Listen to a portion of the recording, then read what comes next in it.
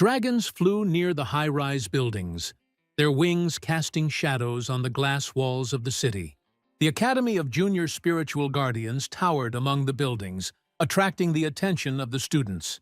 Students walked around the building, their steps filling the courtyard with anticipation. Classes were in session.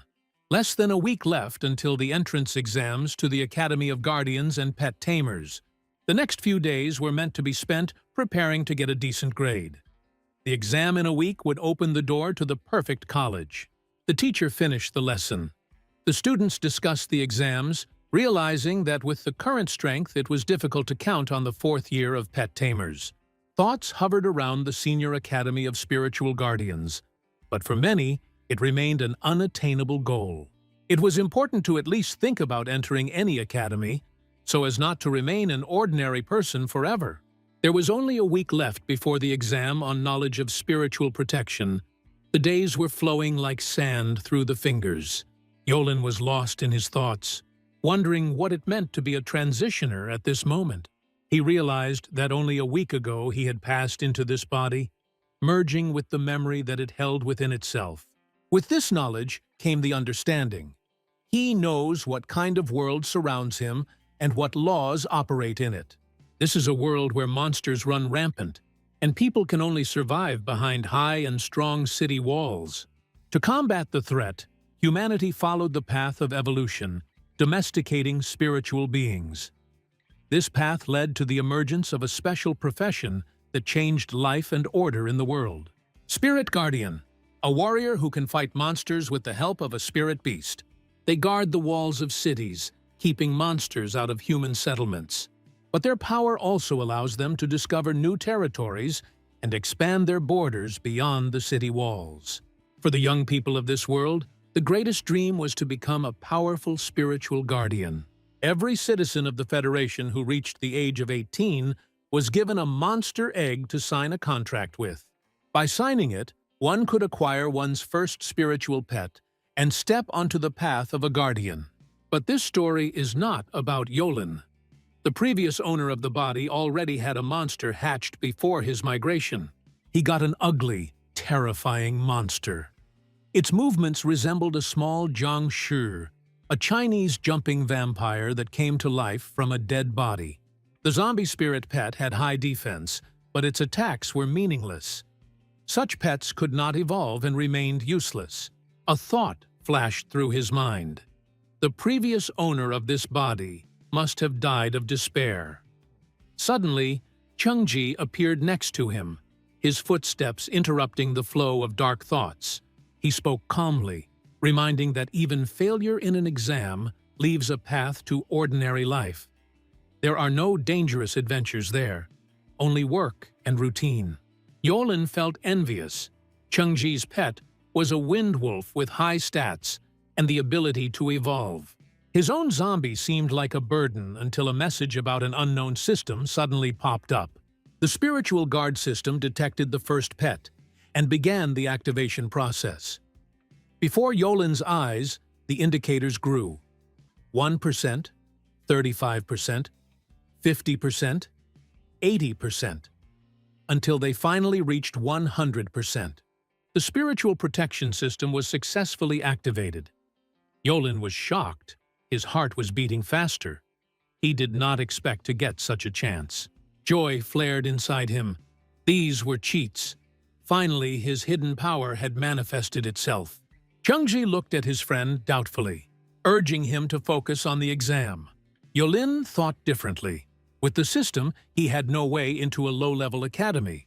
His real target is the best spiritual guard academies, not the second-rate places. The boy next to him laughed, drawing the others' attention to Yolin's words about his daring goal. He mocked, mentioning that it was impossible to get into a normal academy with such a worthless zombie. It was Luwu, his laughter echoing throughout the classroom as if to emphasize his superiority.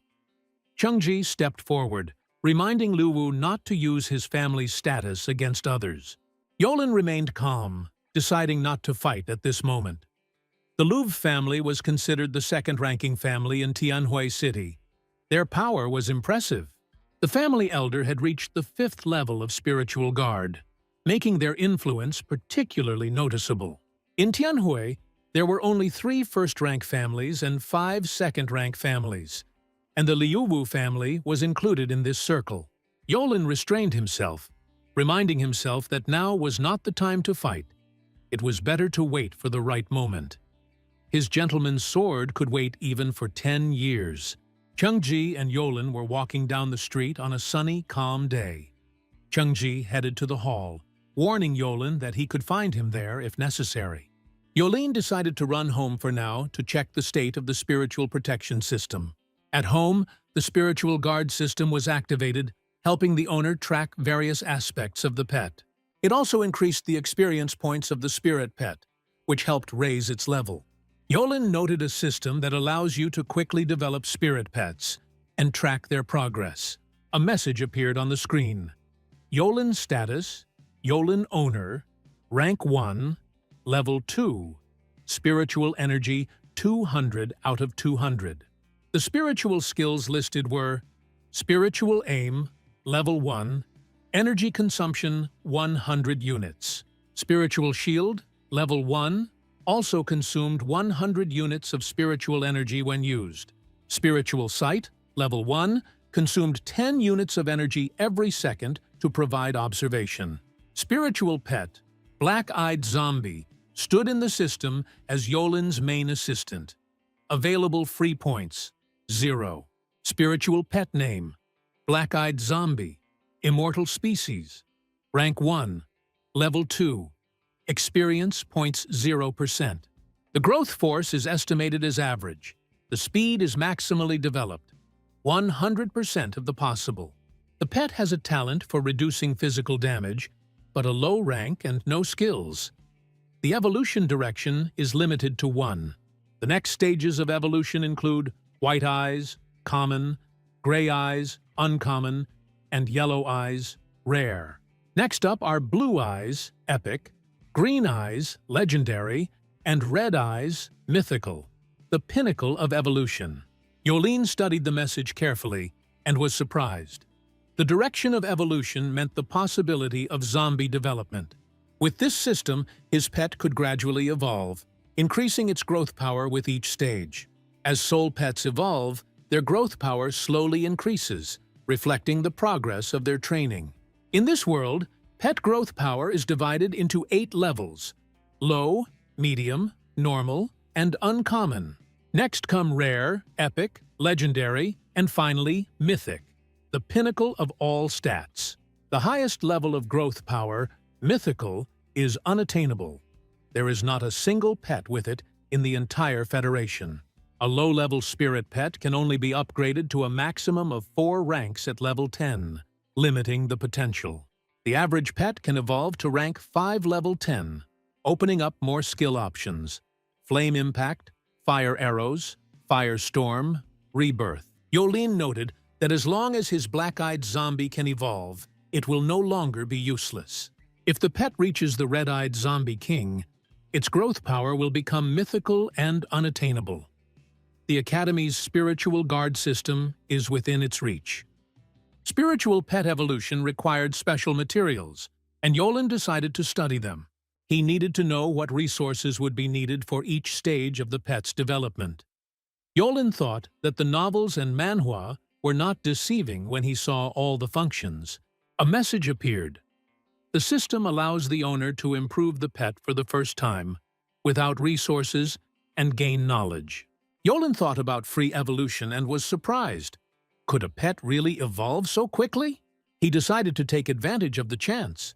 The contract was signed. Now he could improve the pet right away. Pressing the upgrade button, Yolin watched as the pet rose into the air and began to transform. A girl appeared in front of him, and Yolin was surprised to notice that the change was much stronger than he expected. The girl turned to him with a request to take care of her, confirming that evolution had indeed worked. Yolin was pleased and surprised. The evolved zombie girl turned out to be incredibly beautiful and impressive. He thought about her strength, because the pet will hunt monsters and must be strong and reliable. Yolin opened the status window to examine the stats of his new pet in detail. Name: White-Eyed Zombie. Type: Undead, Rank 1, Level 2, Experience Points 0, Growth Strength Normal. The growth rate is currently 0. The pet has a talent to reduce physical damage, low level. Additionally, new talents and skills are possible, such as Bloodlust, which will expand the possibilities. The direction of evolution is the only one. The path of development leads to gray-eyed, unusual, yellow-eyed, rare, blue-eyed, epic, green eyes, legendary, and red eyes, mythical. Yolen assessed the situation. Everything is fine. The pet's growth power has improved from low to normal. The pet now had a skill, Bloodlust. The skill restores the owner when dealing damage to an enemy, heals wounds, and increases attack power. The duration of the effect is 3 minutes. The recharge time is 5 minutes. Despite the recharge, the skill provides long-term combat power and stability to the pet. Yolen thought that combining Bloodlust with a damage reduction talent could deal significant damage. Yolen asked the system what it takes to get points, skills, and talents for a pet. Answer: free points can be added to the pet's points, skills, and talents. At the moment, the owner only has 2 free points available for use. Glasses can be used not only for the pet, but also to improve the owner's skills. Yolen was amazed. It turns out that you can even strengthen your own abilities with the help of the system. This opportunity opened up new perspectives in combat and the development of the spiritual guardian. Mastering the spiritual skills of a spiritual messenger requires extensive training and practice. In modern schools, only 3 skills are taught: spiritual chain, spiritual shield, and spiritual vision. The skills of the Imperial Spiritual Messenger are difficult to develop and take a long time to improve. Yolen realized that his spiritual power would not allow him to develop skills at a high cost. It would be too expensive. He decided that it would be better to concentrate on strengthening the white-eyed zombie. A message about available talents appeared. Magic damage reduction reduces damage from magic. Instant regeneration allows the zombie to quickly recover until it is completely killed. The Berserker talent gradually consumes health, significantly increasing the pet's strength and speed. Once the health drops to a critical level, the talent is automatically disabled. Yolen thought that all 3 skills were very strong and were perfect for his zombie girlfriend. But zombies have to act like zombies, and instant regeneration is necessary. Otherwise, it's a problem. As long as the pet is alive, regeneration will work, preventing fatal injuries during combat. Yolen realized that without this ability, a zombie would not be able to survive and perform the role of a full-fledged fighter. Using Berserker allows you to gradually sacrifice health to increase your pet's strength and speed. When combined with the Bloodlust skill, health is restored, allowing you to attack the enemy again and again. Yolen smiled, realizing that this cycle made his zombie girlfriend truly terrifying. Deciding to add Berserker, he watched the screen and quietly chuckled, noting the changes in the pet. Now she can't be called a black-eyed zombie. She has become white-eyed. Her skin is soft, almost normal. The girl turned to him, asking what he was doing, and Yolen realized that she could speak after evolving. He apologized for calling her zombie earlier and suggested the name Sway, asking her opinion. The girl responded approvingly that it was a beautiful name, and Yolen smiled with satisfaction. Yolen happily noted that from this moment on, the zombie girl was completely his pet and under his control. It combined 4 skills and talents, greatly strengthening her compared to other pets and monsters. CA became stronger than pets, with the same growth power, and Yolen watched this on the screen with satisfaction.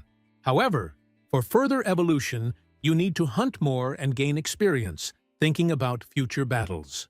The time had come for monster hunting, and Yolen was determined to test the strength of his new pet. The Federation where Yolen was located was technologically advanced, but slightly different from previous generations. There were cars and airships here, but they did not run on gasoline or electricity, but on spiritual energy.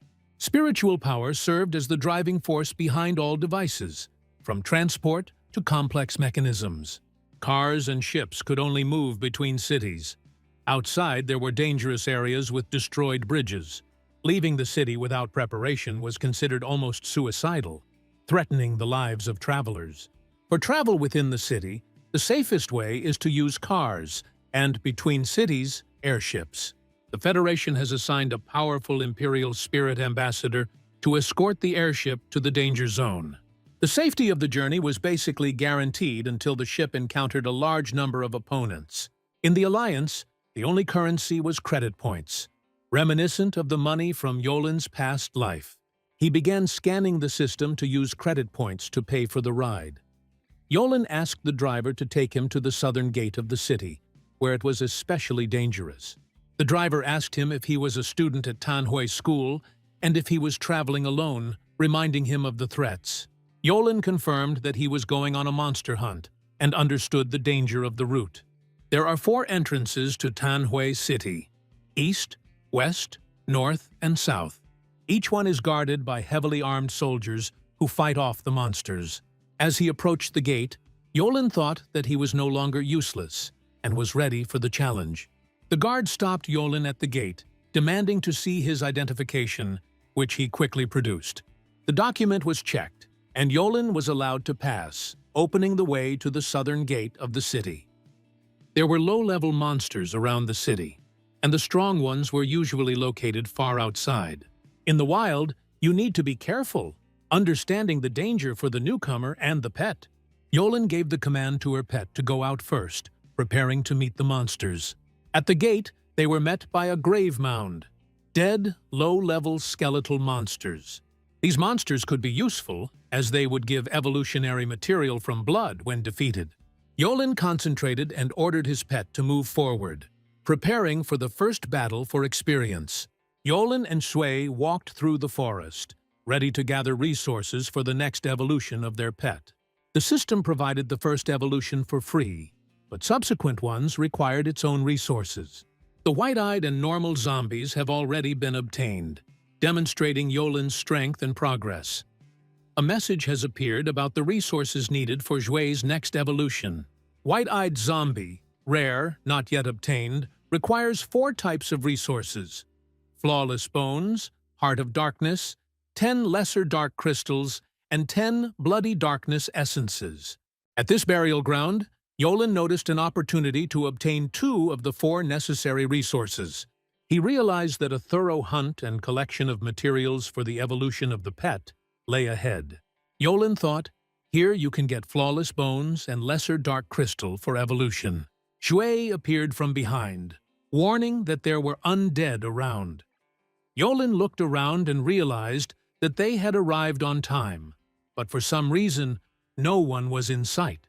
According to the map, there should have been skeleton soldiers around the burial ground whose strength corresponded to the 3rd level of the first stage.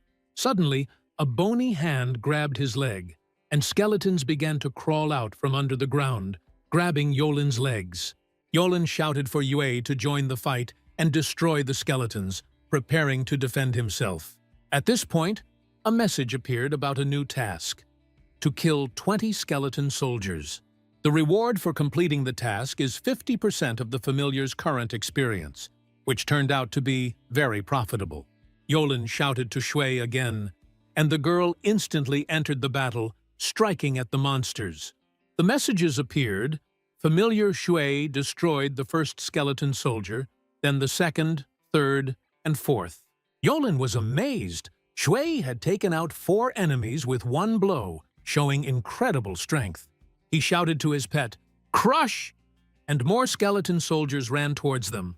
Xue destroyed them all without leaving a single one, demonstrating control and precision in combat. Xue's nails contained cadaveric poison, which could penetrate the enemy's body with the slightest scratch. Skeletons are immune to most negative effects, so the poison had no effect on them.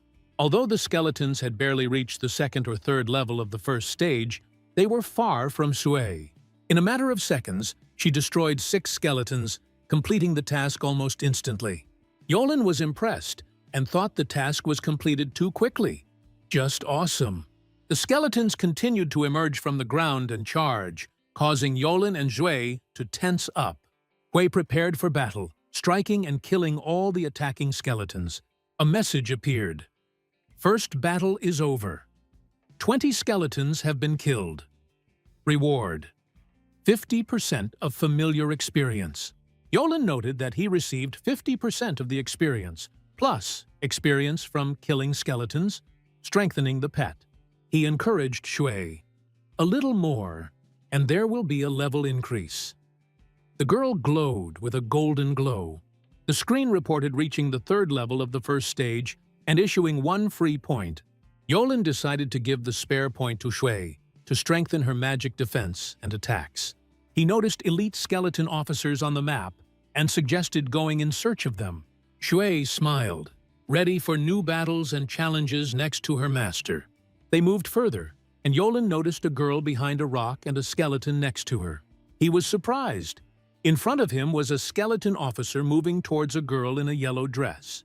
The girl smiled, and Yolen peered out from behind the rock, watching the fight. It was Huo Xian'er, and Yolen realized that she had beaten him to it. He wondered where she had her familiar, since it was hard to deal with a skeleton alone. The girl said, "Cang Long from the earth, the green dragon, the patron spirit of the East in mythology." A message appeared. The ability to grow in this subspecies of dragons is rare. The initial characteristics are high. Cang Long of the earth, the girl's familiar, a huge dragon, appeared behind Huo Xian'er. The girl pointed her hand at the officer and ordered the dragon, "Stop playing and finish him off." Cang Long charged, crushing the officer with one paw, causing him to fall to the ground. Yolen watched from behind a rock, amazed by the power and precision of the dragon's strike.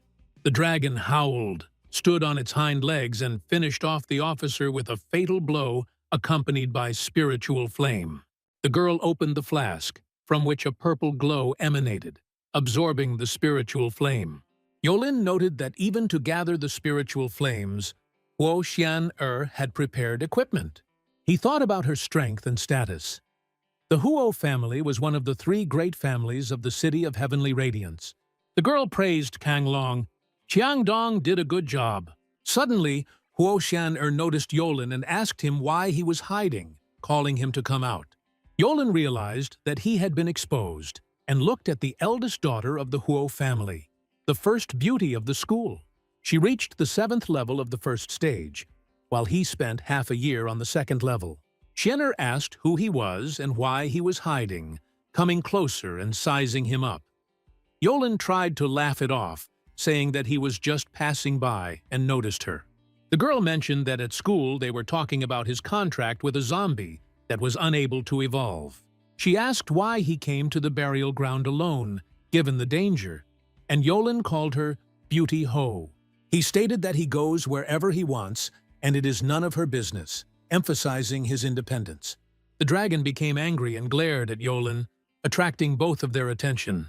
He opened his mouth and screamed, demonstrating a threat, but the girl smiled. Huo Xian'er calmed Cang Long down, calling him a good boy, calming the dragon. Yolen exhaled in fear, remaining in place and observing the situation. Xian's voice sounded from behind. "It's very dangerous here. You shouldn't go further. It's better to go back." Yolen refused, saying that he could take care of his own safety and there was no need to worry. He went into the forest, thinking to himself that he was no longer such a loser as before. The dragon looked at him askance, and Xian was surprised. Why did such a loser come to the burial ground? Xian thought.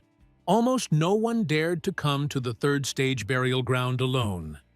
The girl activated the power in the restoration seal. She noted that Yolen was only on the 1st step, and at the very end of it. Xian decided to observe and understand what he was doing here. Xian began to follow Yolen, hiding behind the trees, watching his actions. Yolen wondered what she was doing, but decided not to get distracted and continued walking forward. Suddenly, bony hands grabbed his legs. Skeletal warriors began to appear from all sides. Yolen realized it was a trap, and Xian noticed 3 skeleton officers with an army of soldiers. The skeletons raised their swords and began to attack, coming very close to Yolen. Yolen shouted, "Come out!" and activated his pet, Shui. a zombie girl. Xian was surprised. The zombie looked too beautiful, like a familiar with evolution or mutation. Yolin ordered Sui to attack, and she instantly rushed into battle, striking at the skeletons. The enemy's bones cracked and flew in all directions. Sui smiled during the fight. Xian watched from behind a tree and marveled at Sui's strength and beauty. Realizing that she was a zombie, Yolin confidently said that the most interesting things are yet to come, preparing for the continuation of the fight. Yolin noticed a message about a new mission: kill 20 skeleton officers. The reward included 50% of the familiar's current experience and specialized equipment for it. 2 quests at once, plus equipment and leveling up. Yolin was happy with the opportunity to level up. The task seemed daunting: kill 100 skeletons, but he was up for the challenge. He noticed the advance of the skeleton soldier officers approaching the position. Yolin activated Xue's power, Wild Blood, in preparation for battle. Xue emitted a red glow, losing HP but increasing her strength and speed. Yolin noted that zombies are capable of sucking blood, which enhances the effect of Wild Blood. Xue went on the attack, dealing devastating blows to the skeleton officers. Yolin activated the spiritual chain to experience the full effect of the spiritual skill. An iron magic chain appeared, entangling the skeleton officers' hands. They were unable to move, trapped in the spiritual chain. The chain gradually wrapped around the target's entire body, keeping them in complete control. The spiritual chain began to act, completely paralyzing the officers. The girl rushed forward, leaving behind a red shining trail, her eyes glowing with a bloody fire. She jumped up and hit the officer right on the skull, leaving only scattered bones on the floor. Xian thought that Zhu's wild blood was terrifying, and her Earth Kang Long was unable to resist. Yolin watched the battle, noting the strength of his pet, and smiling at the unexpected success. The familiar stood before him, ready to finish the battle as more skeletons approached. Xue charged forward, slashing with her claws at all the approaching monsters. The monsters flew apart, no one remained intact. Everyone received strong blows. Xian was surprised. The most ordinary loser could make Xue such a powerful opponent. She was determined not to give up as she watched the destructive power of Yolin's familiar. Yolin picked up the officer's skull and wondered why nothing valuable had fallen out after the battle. He thought that picking things up manually was a pain, and dreamed of an auto-pick function.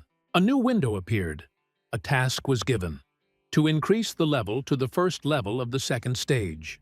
The reward included a mystery item and the unlocking of an auto-fetch feature for resources. Yolin was surprised. He was now at the 3rd level of the first stage and still far from the second. He noticed something glowing on the skeleton and realized that it was a flawless bone, a resource for Xue's evolution. Yolin smiled, happy with the ease of getting his first resource for his pet. He remembered that there were only 2 types of resources available in the burial ground for Xue's evolution: flawless bones and small dark crystals. Yolin called Xue. There are still many resources to find for the next evolution. Xue followed him, ready for the search and new battles. A couple of hours later, Xue stood in a clearing, ready to fight several skeleton warriors. She activated her power, concentrating the energy around herself. One of the skeletons jumped up and rushed to attack, but black waves of energy surrounded Xue. Red energy emanated from the girl, gradually expanding across the clearing. She raised her hands up, causing a magical explosion, and a ball of energy appeared near her palms. The skeletons were struck and hit by a magical blow, their bones flying in all directions. Yolin walked closer and stepped on the skull, watching the message screen appear. Mission completed. 20 skeleton officers killed. Reward: 50% experience and specialized clothing for Xue. With this 50% experience, Xue received an 80% experience increase, which greatly accelerated her development. The specialized robe Bloody Rainbow provided resistance to physical and magical attacks, as well as self-purification. The equipment was intended only for Xue, enhancing her combat capabilities. Shui called out to Yolin while holding the dress in her hands and putting it on.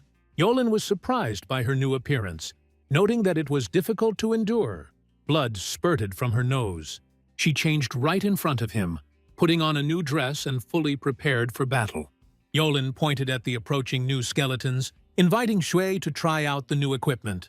Shui charged forward following Yolin's orders, ready to fight the approaching monsters. Yolin noticed that Shui's clothes were automatically repairing themselves, allowing her to continue fighting without damage. She struck a powerful blow, and a pillar of magical golden light shot straight into the sky. A level-up message appeared. 2 levels in one day. Now Shui has reached the 4th level of the first stage. The reward included X1 free points that Yolin could use to upgrade his skills and talents. Yolin realized that it was already late. The monsters became too dangerous at night. It was time to go back. He called Shui home and she followed him, ready for further adventures. Night fell on the city. A bright moon was burning in the sky. High-rise buildings shone with neon lights, reflecting in the darkness of the streets. Yolin lay on his bed, looking tiredly at the screen in front of him. The clock said 11:10. The silence of the night enveloped the room. A status window appeared on the screen, displaying Yolin's current status. Name, Yolin. Level, 4th level of the first stage. Spiritual power fully restored. 400 out of 400. Spiritual skills, spiritual aim, level 1. Spiritual shield, level 1. Spiritual vision, level 1. Familiar Shui, free points. 1.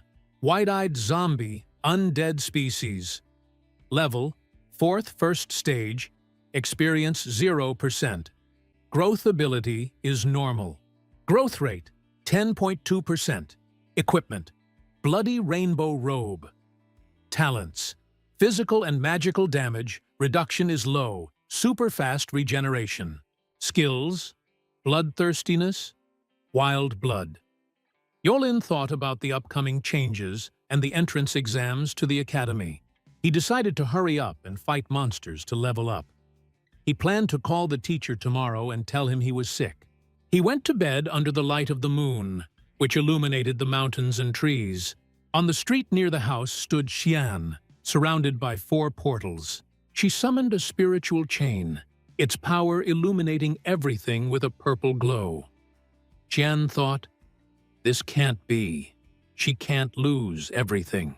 Suddenly, her father appeared from behind, calling her by her name, Xian Er. The girl turned around and met his gaze. Her father was surprised that she was still awake so late. Xian said she saw an evolved zombie. Father explained that zombies cannot evolve. He reminded her that the entrance exams were important, but she shouldn't overload herself. Xian took his advice and agreed. Her father told her to go to bed, and she obeyed. 3 days later, airships glided slowly across the sky. Yolin looked up, thinking about the events of the day ahead. Today was the day of the entrance exams to the academy. Excitement and anticipation were in the air along with the ships. The center of the city of heavenly lights. The mayor's residence bathed in the light of heavenly lights. Airships raced across the sky, creating a lively atmosphere. Jinshi stood on the road, waiting for his friend to arrive, looking at the Spirit Subjugation Academy's airships. Mayor Shan Lincoln greeted the arrivals with a joyful smile, expressing long-awaited anticipation. The representative of the Green Dragon Academy, Liu Feng, apologized for the long wait. He was level 8, step 7. White Tiger Academy representative Bai Tong also apologized, confirming his readiness for the exam, level 7, step 7. The mayor commented on the difficulty of the road, which left the guests a little tired. The girl Ho Lin, level 7, step 7, came closer, introducing herself and explaining the purpose of her arrival. She was looking for a talented girl who had broken with her family, checking out rumors of her genius. The mayor responded to Madame Huo by noting Huo Xianer's talent among the youth of heavenly radiance.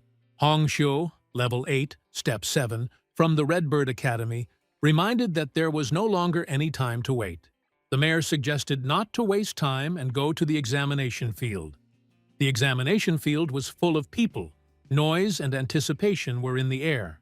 Chungji looked for Yolin and shouted, trying to get his friend's attention. Yolin was unavailable for several days. Chungji could not contact him. He finally found him. Chungji shouted, scolding Yolin for his silence, remembering the rumor about his illness. Yolin came closer, answering that everything was fine, he was not late, and was ready for the exam. Yolin stood in the crowd and smiled, remembering the training of the last few days.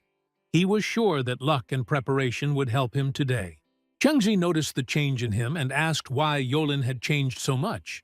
Yolin only answered mysteriously, hinting at the possibility of entering the elite Spirit Subjugation Academy. The people around him laughed, thinking he was weak and useless. The crowd discussed familiars and Yolin's level, doubting his chances. Yolin smiled calmly and said that after today, no one would laugh at him. Chungji thought about it, watching his friend's determination.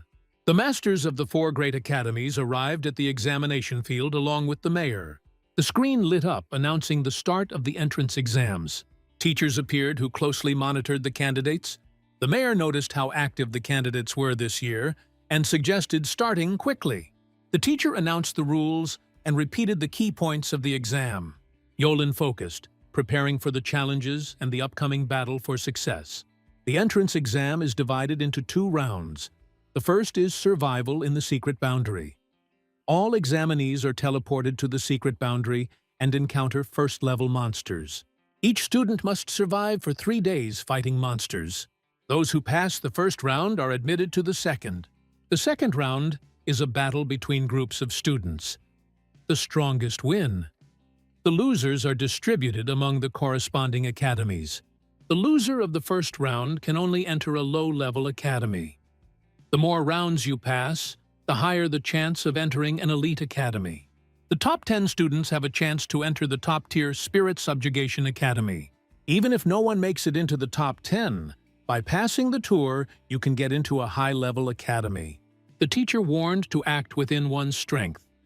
Heroism can cost one's life. Life is more precious than anything.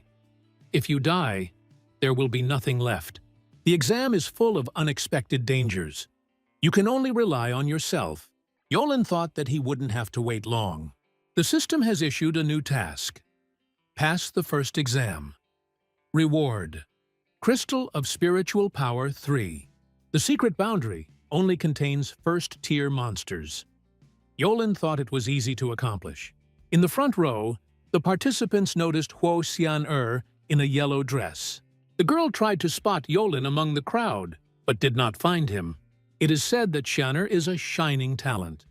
All the great academies came for her. People discussed the power of the Huo family. Yolin believed that today everyone would find out who was truly talented. The entrance exams have begun. The applicants froze, looking at the stage. The mayor opened the purple portal. The gates of the secret boundary are open. The first round of the test has officially begun. The teachers advised to take the best positions inside. Xian-er boldly walked into the portal first. The academy representative at the table admired Xian-er. Baitong and Liu Feng noticed an interesting last applicant, Yolin. Everyone noted the keen eyesight of teacher Baitun. But since admission should be based on academic performance, this is not so important. Yolin entered the portal last, considering the secret boundary a place for farming. The site included zones, volcanoes, sand desert, glaciers, and green rocks. Whirlpools formed in the water. The participants were randomly distributed among different areas. Some ended up in the forest. Others were surprised to find themselves sitting in water. The rest saw a desert in front of them. Yolin found himself on top of a mountain in a secret place. It was cold all around. He decided to summon a pet. Shui appeared in front of him, and they headed into the green forest. Yolin noticed that there was no applicant or monster around, which seemed strange. Something moved behind him. A steel-winged crow, a fourth-stage monster, appeared. But it was only a chick. Yolin covered his ears from her screams. Yolin ordered Shui to attack. She struck, and feathers scattered to the ground. The bird flew away, leaving Yolin to watch it. Yolin chuckled, noting the speed of the bird's flight, and regretted that Shui could not fly. Otherwise, she would not have been able to fly away. He decided that next time he would try to catch a flying familiar. The bird rose above the rock and began to circle in the air. Yolin and Shui took refuge in a cave, considering it a safer place to survive for 3 days. After a while, they heard the croaking of an approaching crow. The bird continued to watch them, but did not attack yet. Yolin realized that he was the one being targeted, not Shui, and decided to devise a plan to lure the bird. He came out of the cave, gave the command to his pet to attack on signal, and began to push the crow towards the trap, watching her reaction. Yolin ran forward, and the bird pursued him, circling in the air and getting closer with every beat of its wings. After catching his breath, Yolin noticed that she was carefully checking the situation before attacking. Feathers flew down, anticipating danger. He activated the spiritual shield, and the feathers were unable to penetrate the defense.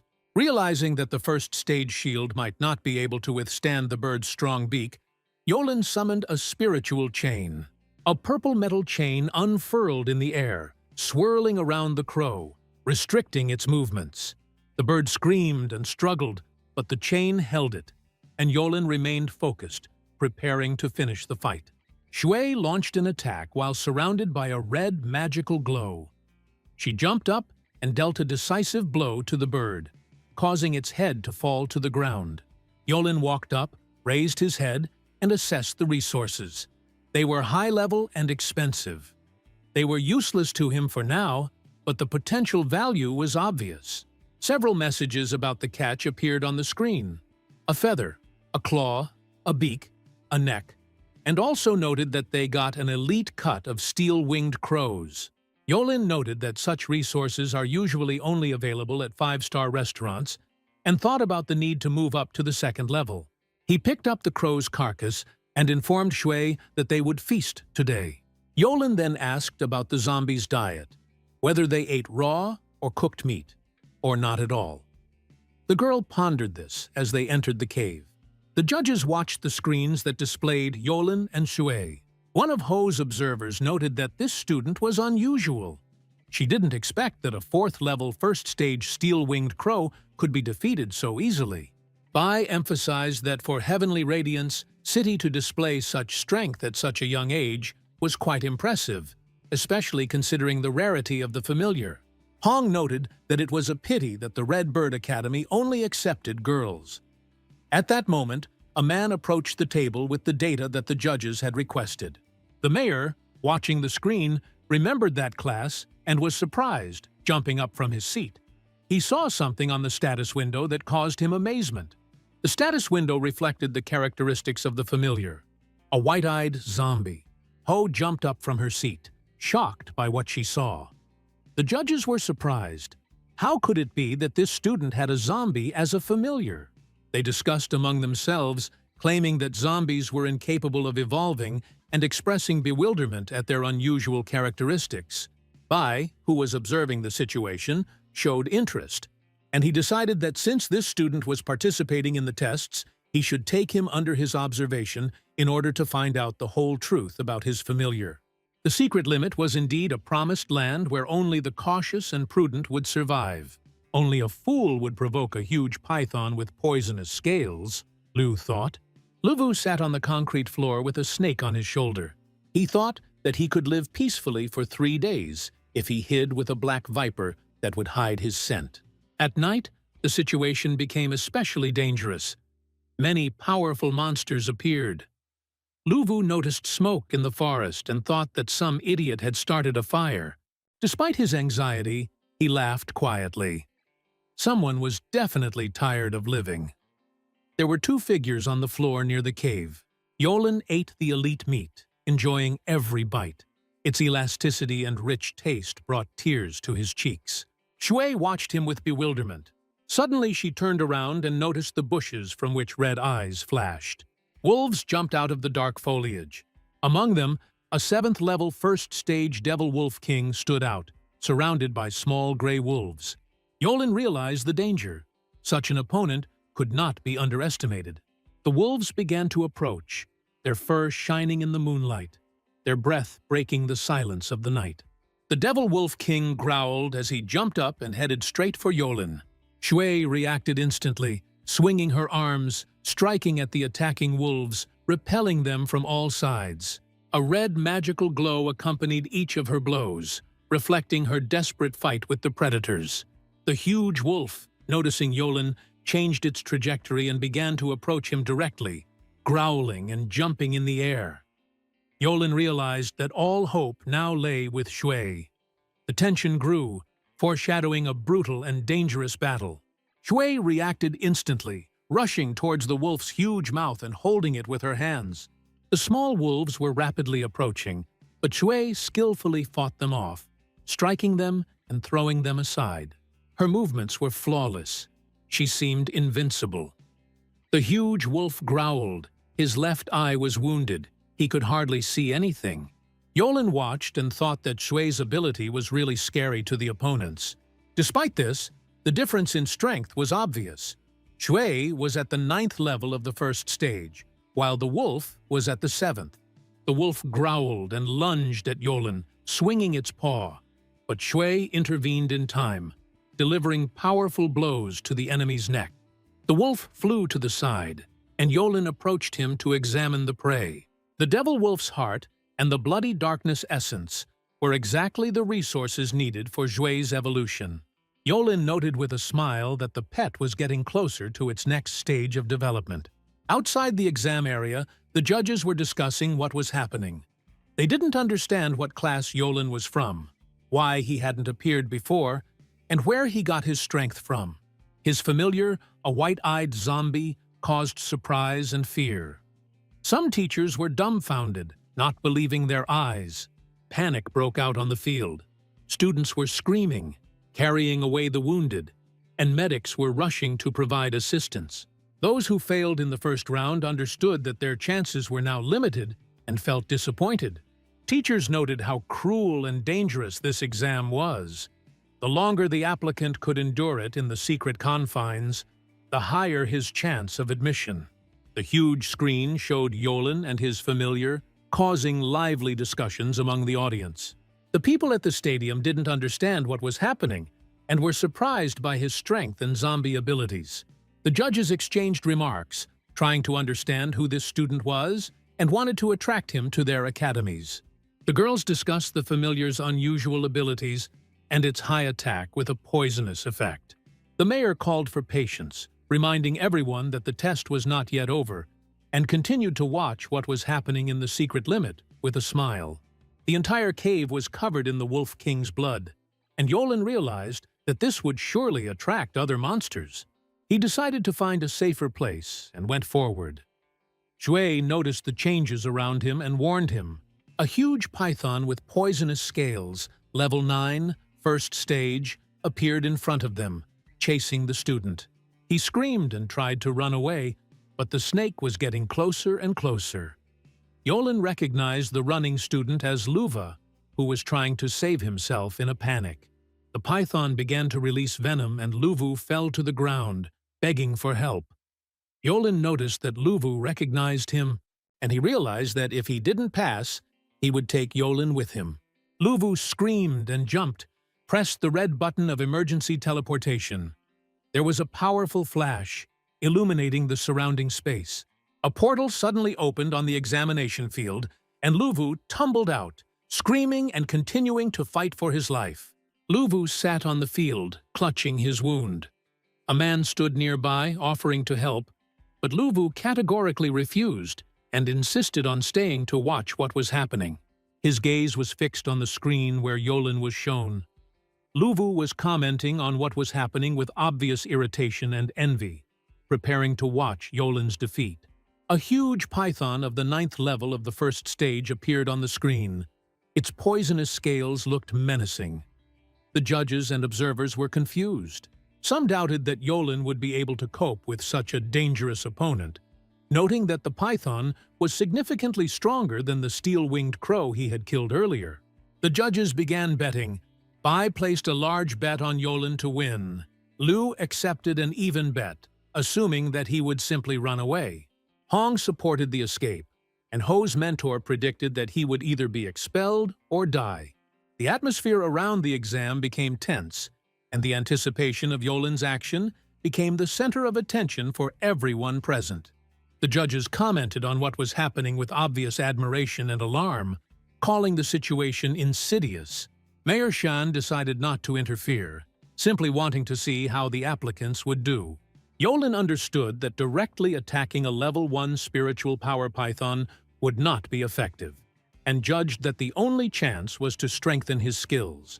He opened the system dialog box, activating the second-level spiritual goal. This skill required 300 units of spiritual energy and allowed the release of spiritual power capable of binding monsters up to and including level 2. The duration of the restraint depended on the enemy's level, making the skill critical to use when fighting a high-level python. Yolin prepared to use the skill strategically, knowing that his chance of survival and success in the exam depended on it. Yolin assessed his capabilities. After raising his skill level, his spiritual energy consumption had doubled. Therefore, at full energy, he could only use the spiritual chain 3 times. The python prepared to attack by releasing poisonous mucus. Yolin knew that he had to choose the right moment to use the skill. Otherwise, the attempt could prove fatal. He waited, watching the monster's movements and calculating the optimal strategy. Yolin watched over Shui, giving her instructions to dodge the poison released by the python. Shui reacted instantly, jumping up and attacking the monster.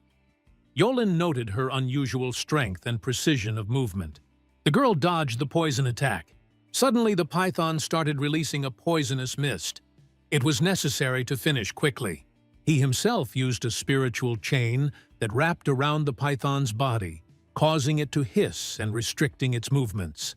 Shui took advantage of the moment, jumped up, and delivered a powerful blow, accompanied by a red pillar of power that struck the python.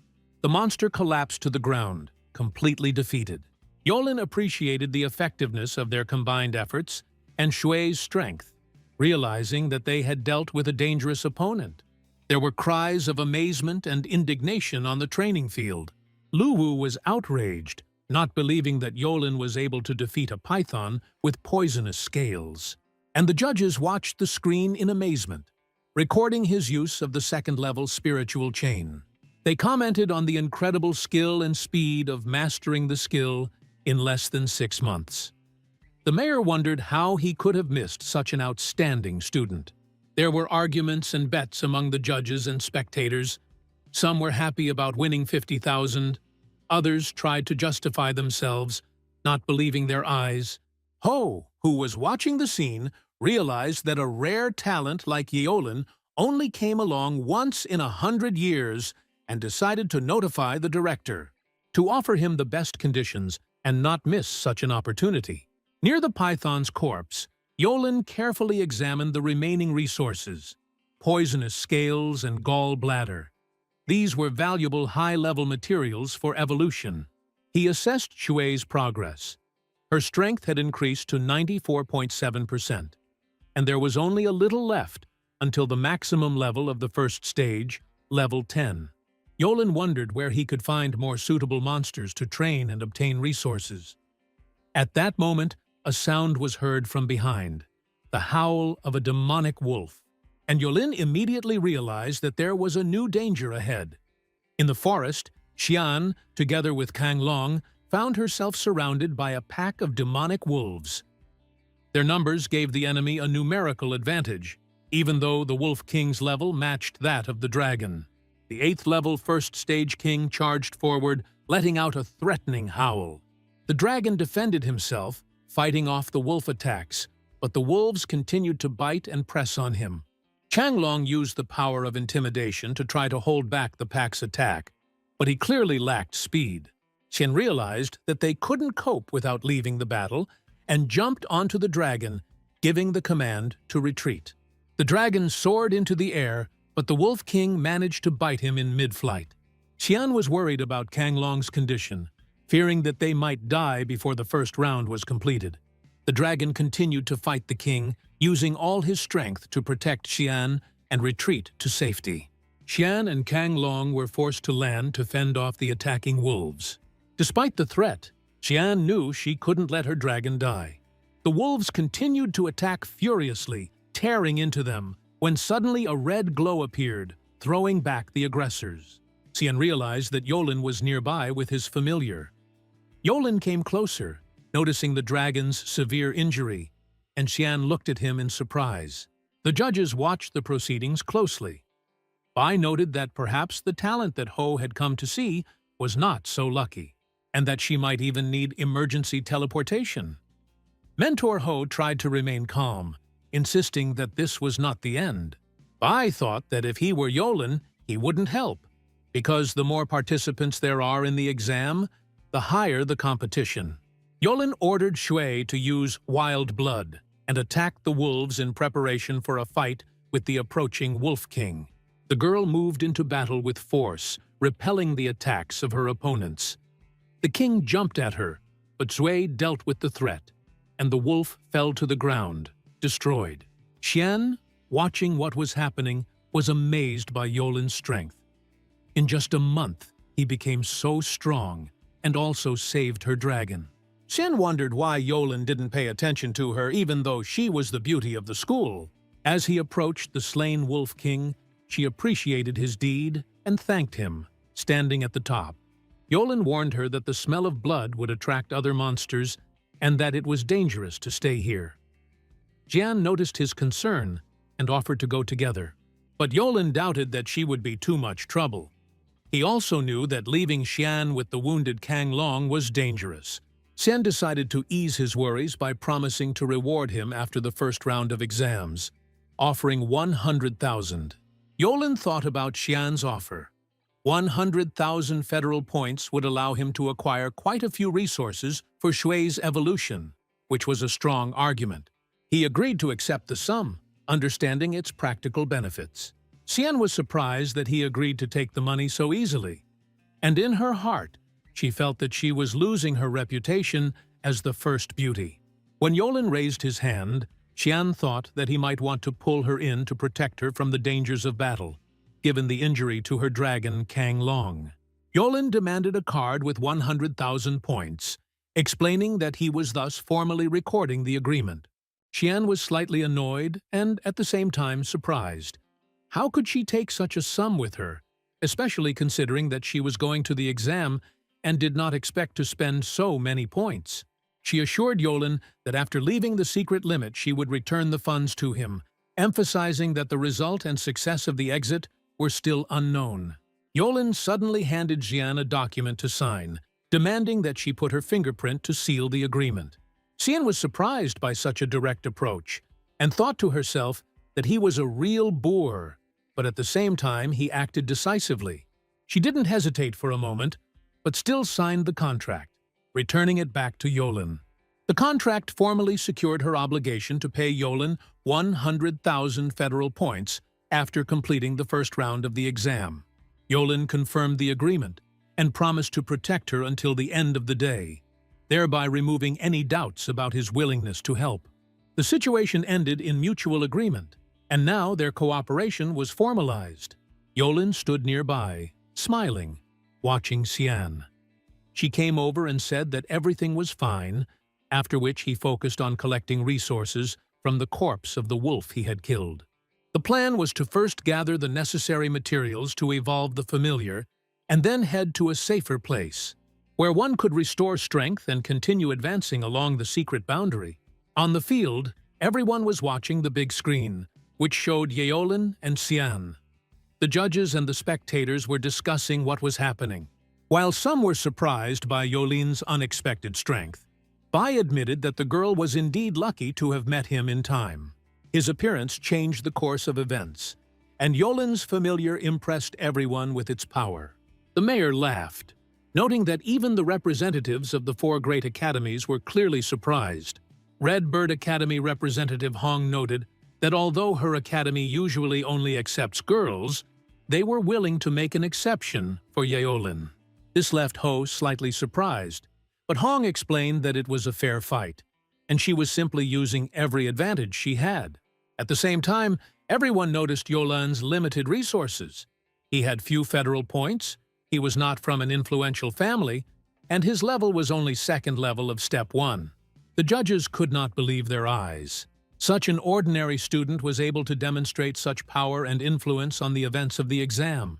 Yolin sat under a tree, resting, and Xian watched him, trying to understand how he became so strong. She was interested in his familiar, who was clearly different from the usual zombies. Yolin decided not to reveal all the secrets. He only explained that Shui was a mutated zombie, and that if he revealed the system that allowed zombies to evolve, it would cause a scandal throughout the Federation.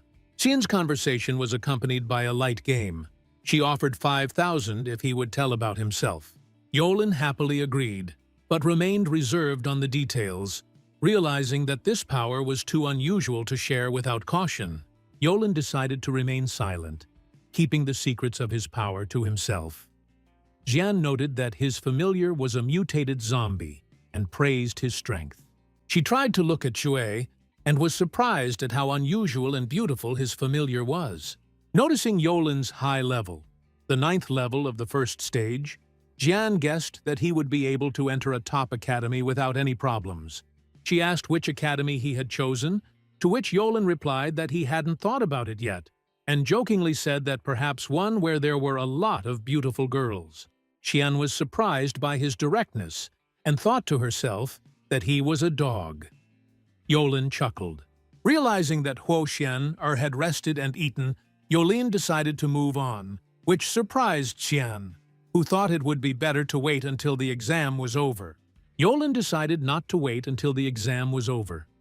Almost all the applicants were hiding and resting, giving him the perfect opportunity to hunt and level up. He realized that he couldn't miss such a chance. He called Shui, and they went ahead. Xian stood up after them, judging him as crazy, but at the same time knowing that it was safer to be with him. All this time, they were watched by monsters hidden in the forest. Their eyes glowed red. They were 7th level first stage devil monkeys ready to attack. The monkeys began to attack. Yolin smiled, seeing them. 2 devil monkeys at the same time, he exclaimed, admiring the power of the situation. He ordered Shui to attack. The girl instantly activated her abilities, dealing deadly blows, scattering opponents. Xian watched this with surprise, noting how strong and handsome the familiar was, accompanying Yolin, realizing how lucky he was. Yolin urged Shui to finish the fight faster, and she continued to attack without hesitation, hitting the monkeys with one precise blow after another. At dawn, Yolin and Xian watched the dialogue windows. The exam was finally over, and notifications appeared on the screen. Both successfully passed the first round of entrance examinations. Xian thanked Yolin for his help, admitting that she couldn't have done it without him. Yolin calmly noted that he acted for the sake of federal points, 100,000 plus 5 on top. Xian assured him that she would definitely fulfill her promise and give him the money the next day. After the first round was completed, it became known that 403 people were disqualified and 75 participants died. On the field, one of the girls was crying, admitting that she was just a little short of passing. Yolin noticed Chenji, who congratulated him on successfully passing the tour. Chenji noted that there was not a single scratch on Yolin. Apparently, he had quickly overcome the test by escaping. Yolin only smiled in response, understanding his words that the main thing was to remain unharmed, even if someone was disqualified. After the first round ended, Yolin suddenly smiled and laughed, saying that he had passed, surprising Chenji, who had not expected his success. The mayor himself came down to the participants, congratulated everyone on completing the tour, and reminded them that the second tour would begin tomorrow, advising them to have a good rest. Everyone was surprised that the mayor was personally watching Lekentian. He turned out to be among the best students of the academy. Li Shantian, the son of the head of the family from the city of Heavenly Radiance, approached him and was greeted by the mayor and conveyed his greetings to his father. The mayor wished Li Shantian a good rest and preparation for tomorrow's exam. The mayor approached Yolin and greeted him briefly, advising him to rest and prepare for tomorrow's exam. Yolin explained to his friend that he did not know the mayor personally. Chenji was advised to go to the infirmary because of his wounds, and Yolin himself, tired, decided to rest a little. People around were surprised. Why did the mayor pay attention to him? Because he has an ordinary familiar, a zombie. Li Shengchan noted that he would carefully test Yolin's strength in the second round tomorrow. Night had fallen, and the moonlight was softly falling on the streets. A warm light was burning in Yolin's house, filling the room with a cozy atmosphere. He sat down on the sofa, feeling the fatigue that came from long hours of fighting and training. His thoughts revolved around what had happened. Without activating the system, he simply would not have had a chance to pass the first round of the exam and get into the academy. Gratitude for this support was mixed with fatigue, and Yolin allowed himself to relax for a moment. Yolin thought about it. He had recently collected a lot of valuable resources that could be sold profitably on the internet. Suddenly, federal glasses from Jian appeared on the screen. With them, it became easy to acquire everything necessary for the evolution of Zhui. He carefully studied the numbers and possibilities, thinking about how to most effectively use the new means to pump up the familiar. Yolin opened Shui's status window. He saw Shui, a white-eyed zombie, an undead species. Her level is 9th, first stage, with 99.4% experience. Growth ability is normal. Growth rate is 68.7%. The equipment was selected especially for her, the Bloody Rainbows outfit. Talents included medium physical and magic damage reduction, silver regeneration, and blood spray. Skills included bloodlust and feral blood. Of the tasks, the first one, automatically taken, was not completed. The second one, to pass the first round of exams, was completed, for which she received 3 spirit crystals. Yolin thought about passing the first round of exams and noticed that he had received 3 spirit crystals. A message appeared. The spirit crystal contains spiritual energy. When you spend the spirit crystal, you will receive 500 spiritual points. Yolin realized that 1 crystal gives 500 points, so 3 crystals will give him 1,500 spiritual points. Yolin opened the status window and carefully examined the characteristics. His level is 9th first stage. Spiritual powers showed 900 out of 900, to which another 1,200 points were added for spirit crystals.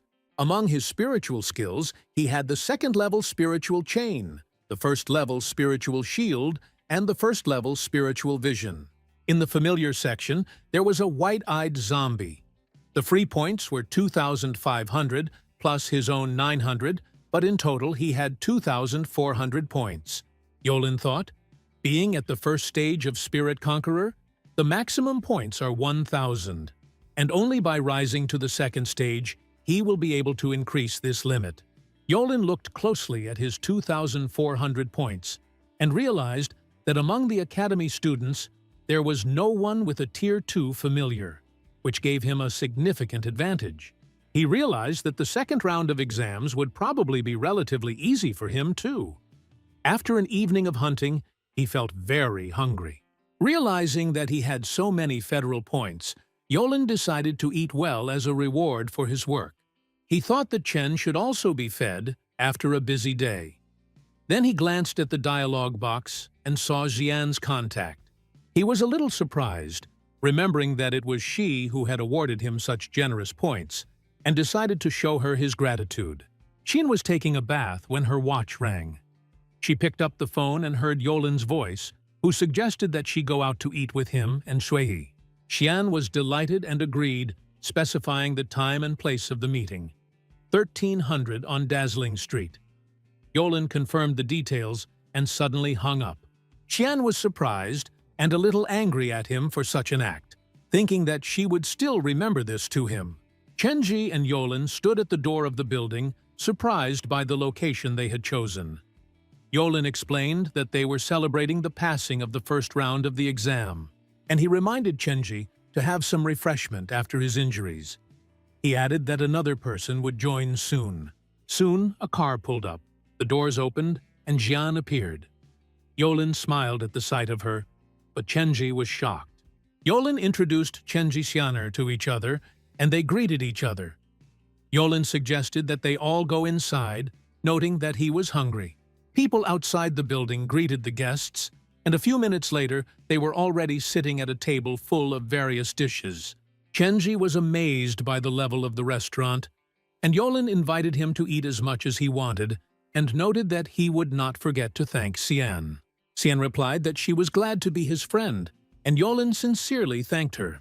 Chenji was a little confused and asked Yolin what they were talking about, but he decided not to figure it out and immediately started eating. Xian also announced that she was ready to eat, and everyone began to eat dinner. Meanwhile, the affairs of the Liu family in Heavenly Radiant City were being discussed around them. Liu had no chance of entering the Spirit Subjugation Academy, so he couldn't take the place of the young master of the family. Subordinates insisted that, given that the transfer of power should not be based on kinship, but on merit, the position should go to one of the young talents. The elder of the Liu Yun family interrupted the argument, declaring that the decision had been made. Liu knelt down, admitting his own helplessness and failure. The elder reminded that due to the events in the secret realm, the position of the young master of the family would be given to another, more worthy young talent, and not Liu. Liu was amazed by the elder's determination and wisdom and began to realize that he would lose all privileges. He angrily shouted at Yolin, threatening to take his life, expressing his anger and despair. On the second day of the examination field, all participants gathered. Yolin received a warning from Chenji. There was a duel in the second round, and he had to be careful, especially considering the strength of his zombie. Yolin reassured his friend, promising to act carefully. The mayor's voice rang out over the field. He congratulated all the participants on advancing to the next round, and he reminded that today in the duel everyone will be able to show their abilities and secure their place in the ranking. Representatives from the academies were invited to observe the tests. The start of the second stage, the random duel, was officially announced, and the participants began to prepare for battle. Yolin carefully read the rules of the duel. If the opponent admits defeat, cannot continue the fight, or is thrown out of the ring, he is automatically considered the loser, and his place in the ranking is determined by the time of the loss. It is forbidden to strike when the opponent is no longer able to resist. This threatens disqualification. Despite this, every year there were cases where someone received serious injuries. The mayor announced the start of the duel, and Yolin was surprised to see that he had been chosen for the first round. A list of fights appeared on the screen. Ring 1, He Fei vs. Chen Zhi. Ring 2, Li Shengtian vs. Feng Wu. Ring 3, Ma Xiaojian vs. Tai Shan. Ring 4, Yolin vs. Tian Chen. Yolin knew he was in for a tough test. Each victory brought an additional 10% to his current experience. Being in the top 10 gave 2 spirit crystals. Being in the top 10 gave a physical boost. Getting into the top 5 gave plus 10% to the current growth rate. A place in the top 3 earned a familiar egg, which could be gifted to any familiar. First place allowed one to receive a talent, which could also be transferred to any familiar. Yolin realized that the stakes were extremely high. Every fight directly impacted his and Xue's development, and the maximum rewards required reaching the top of the tournament rankings. Yolin entered ring number 4, feeling the tension and the pressure of time. The judge made sure that no one hesitated, otherwise they would be disqualified. He carefully assessed his opponent, who was already standing in the ring, and called out his familiar, a one-horned rhinoceros. Yolin summoned Xue, and the crowd noticed that before them was a familiar of extraordinary beauty emerging from the seal. The audience was amazed, whispering about its uniqueness and strength.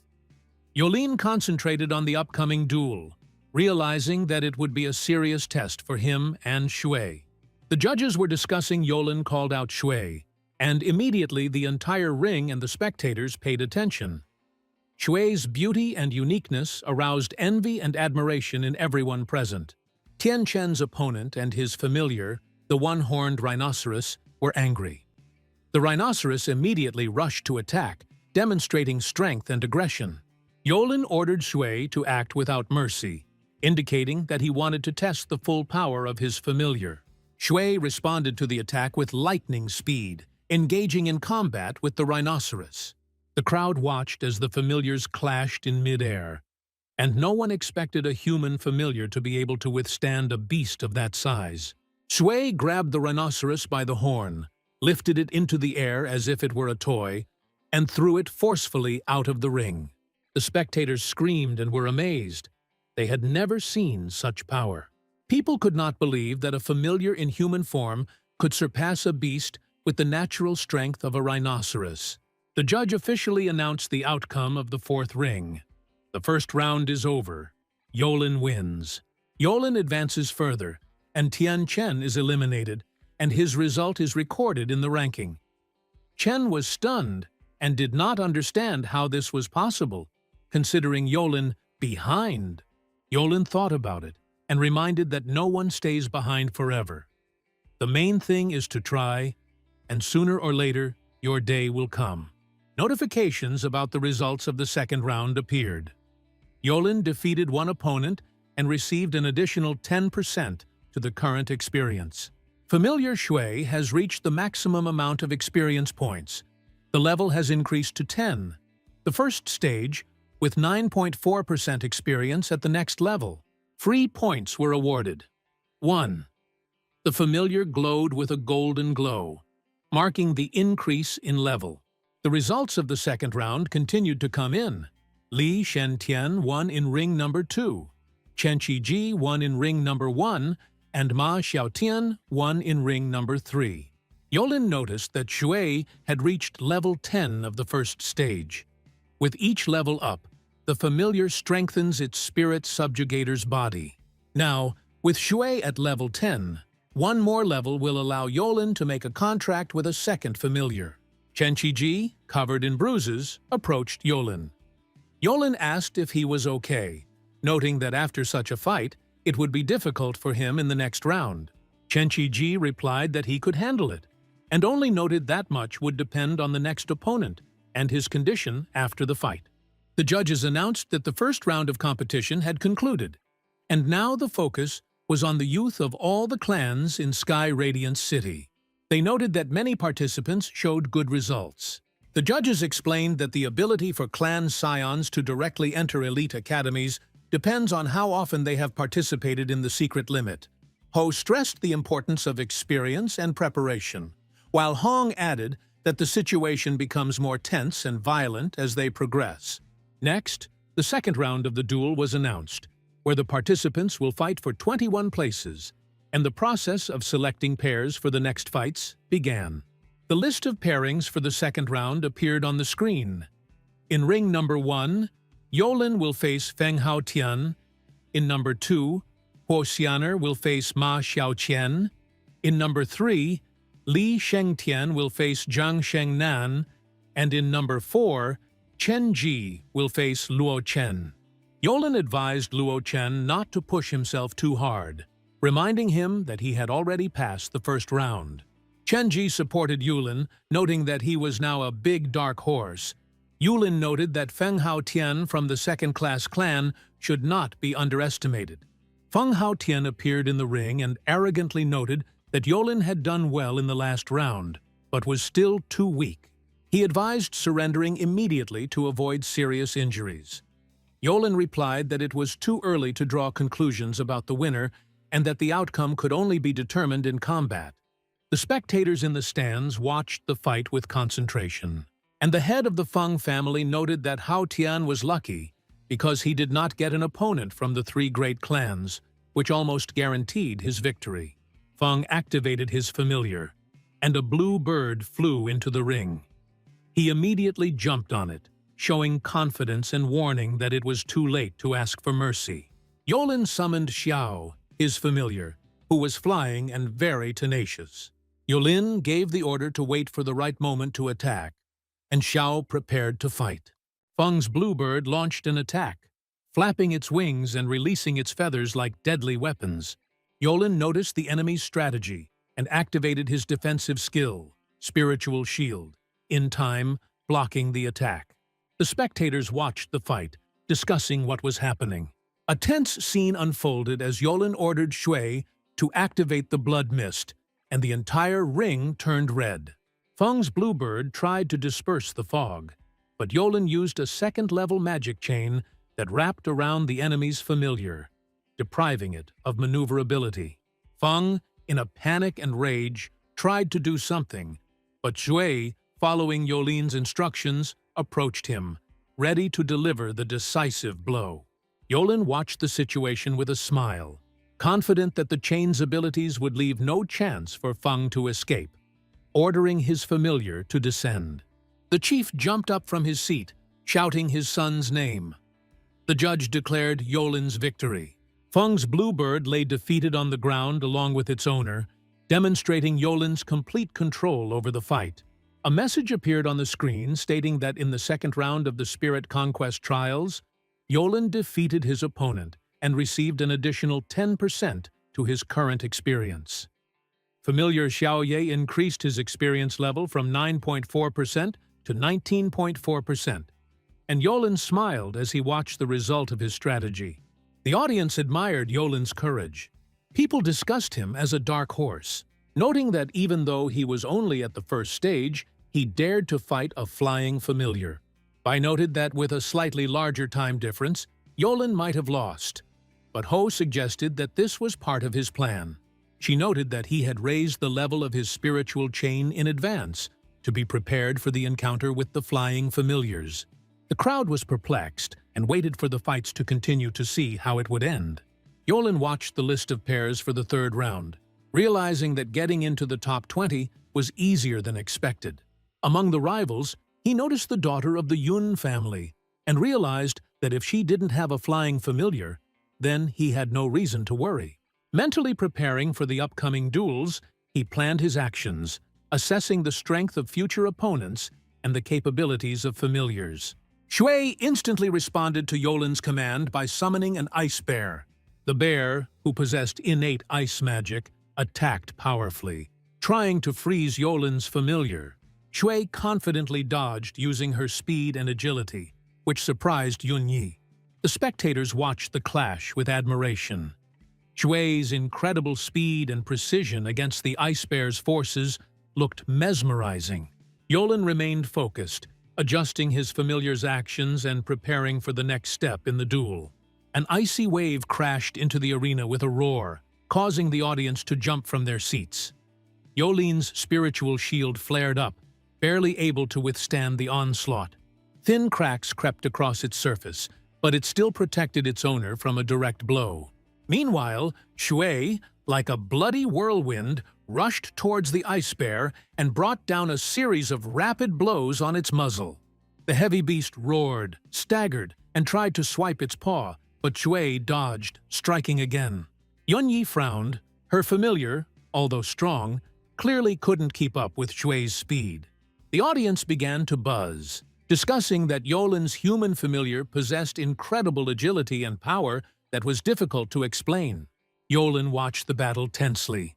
He knew that if he didn't turn the tide now, the bear's ice magic would eventually overwhelm them. The chains released by Yunyi wrapped around Shui's body, but she didn't even move. Familiar Yolina stood right on the ice bear's back, and there was no tension on her face. Yunyi pulled the spiritual chain with force, expecting the enemy to be pulled down and fall to the ground. But Sui remained motionless, as if the chains did not exist at all. Yunyi looked at her in confusion, unable to understand why the familiar did not move under the effect of her skill. Surprise flashed in her eyes. She could not pull Shui. Yolin chuckled and noticed that Yunyi's spiritual chain simply lacked a level. After that, he ordered Shui to finish the fight. The familiar obediently jumped off the bear's back and moved forward, ready to deliver the finishing blow. Shui grabbed the ice bear's lifeless body by its skin and easily threw it into the air. The beast's enormous body, which only dozens of people could lift alone, rose up like a feather. Yunyi couldn't help but be astonished in confusion. She couldn't believe her eyes. Her familiar was thrown with bare hands. It was incomprehensible to her. The thought flashed through my mind. Yolin's familiar was not just a humanoid, it was a real predator, created to suppress enemies. The bear fell out of the arena, hitting the ground with a thud that shook the entire ring. The judge raised his hand and loudly announced, "The winner is Yolin." The stands exploded with noise. Many were outraged, shouting that the heiress of the Yun family had lost to some insignificant student, that such a thing simply could not happen. But the head of the Yun family stood up from his seat and said in a reserved manner that Yun Yi had shown herself to be worthy. But fate had brought her into contact with an incredibly strong opponent. If it had been their student, things might have ended even worse. The people around agreed that Yolin's familiar was frighteningly strong, a true predator in human form. Yun Yi held back her excitement as she stood up after her defeat. She admitted that she never thought she would lose so quickly and so hard. But there was a firmness in her voice.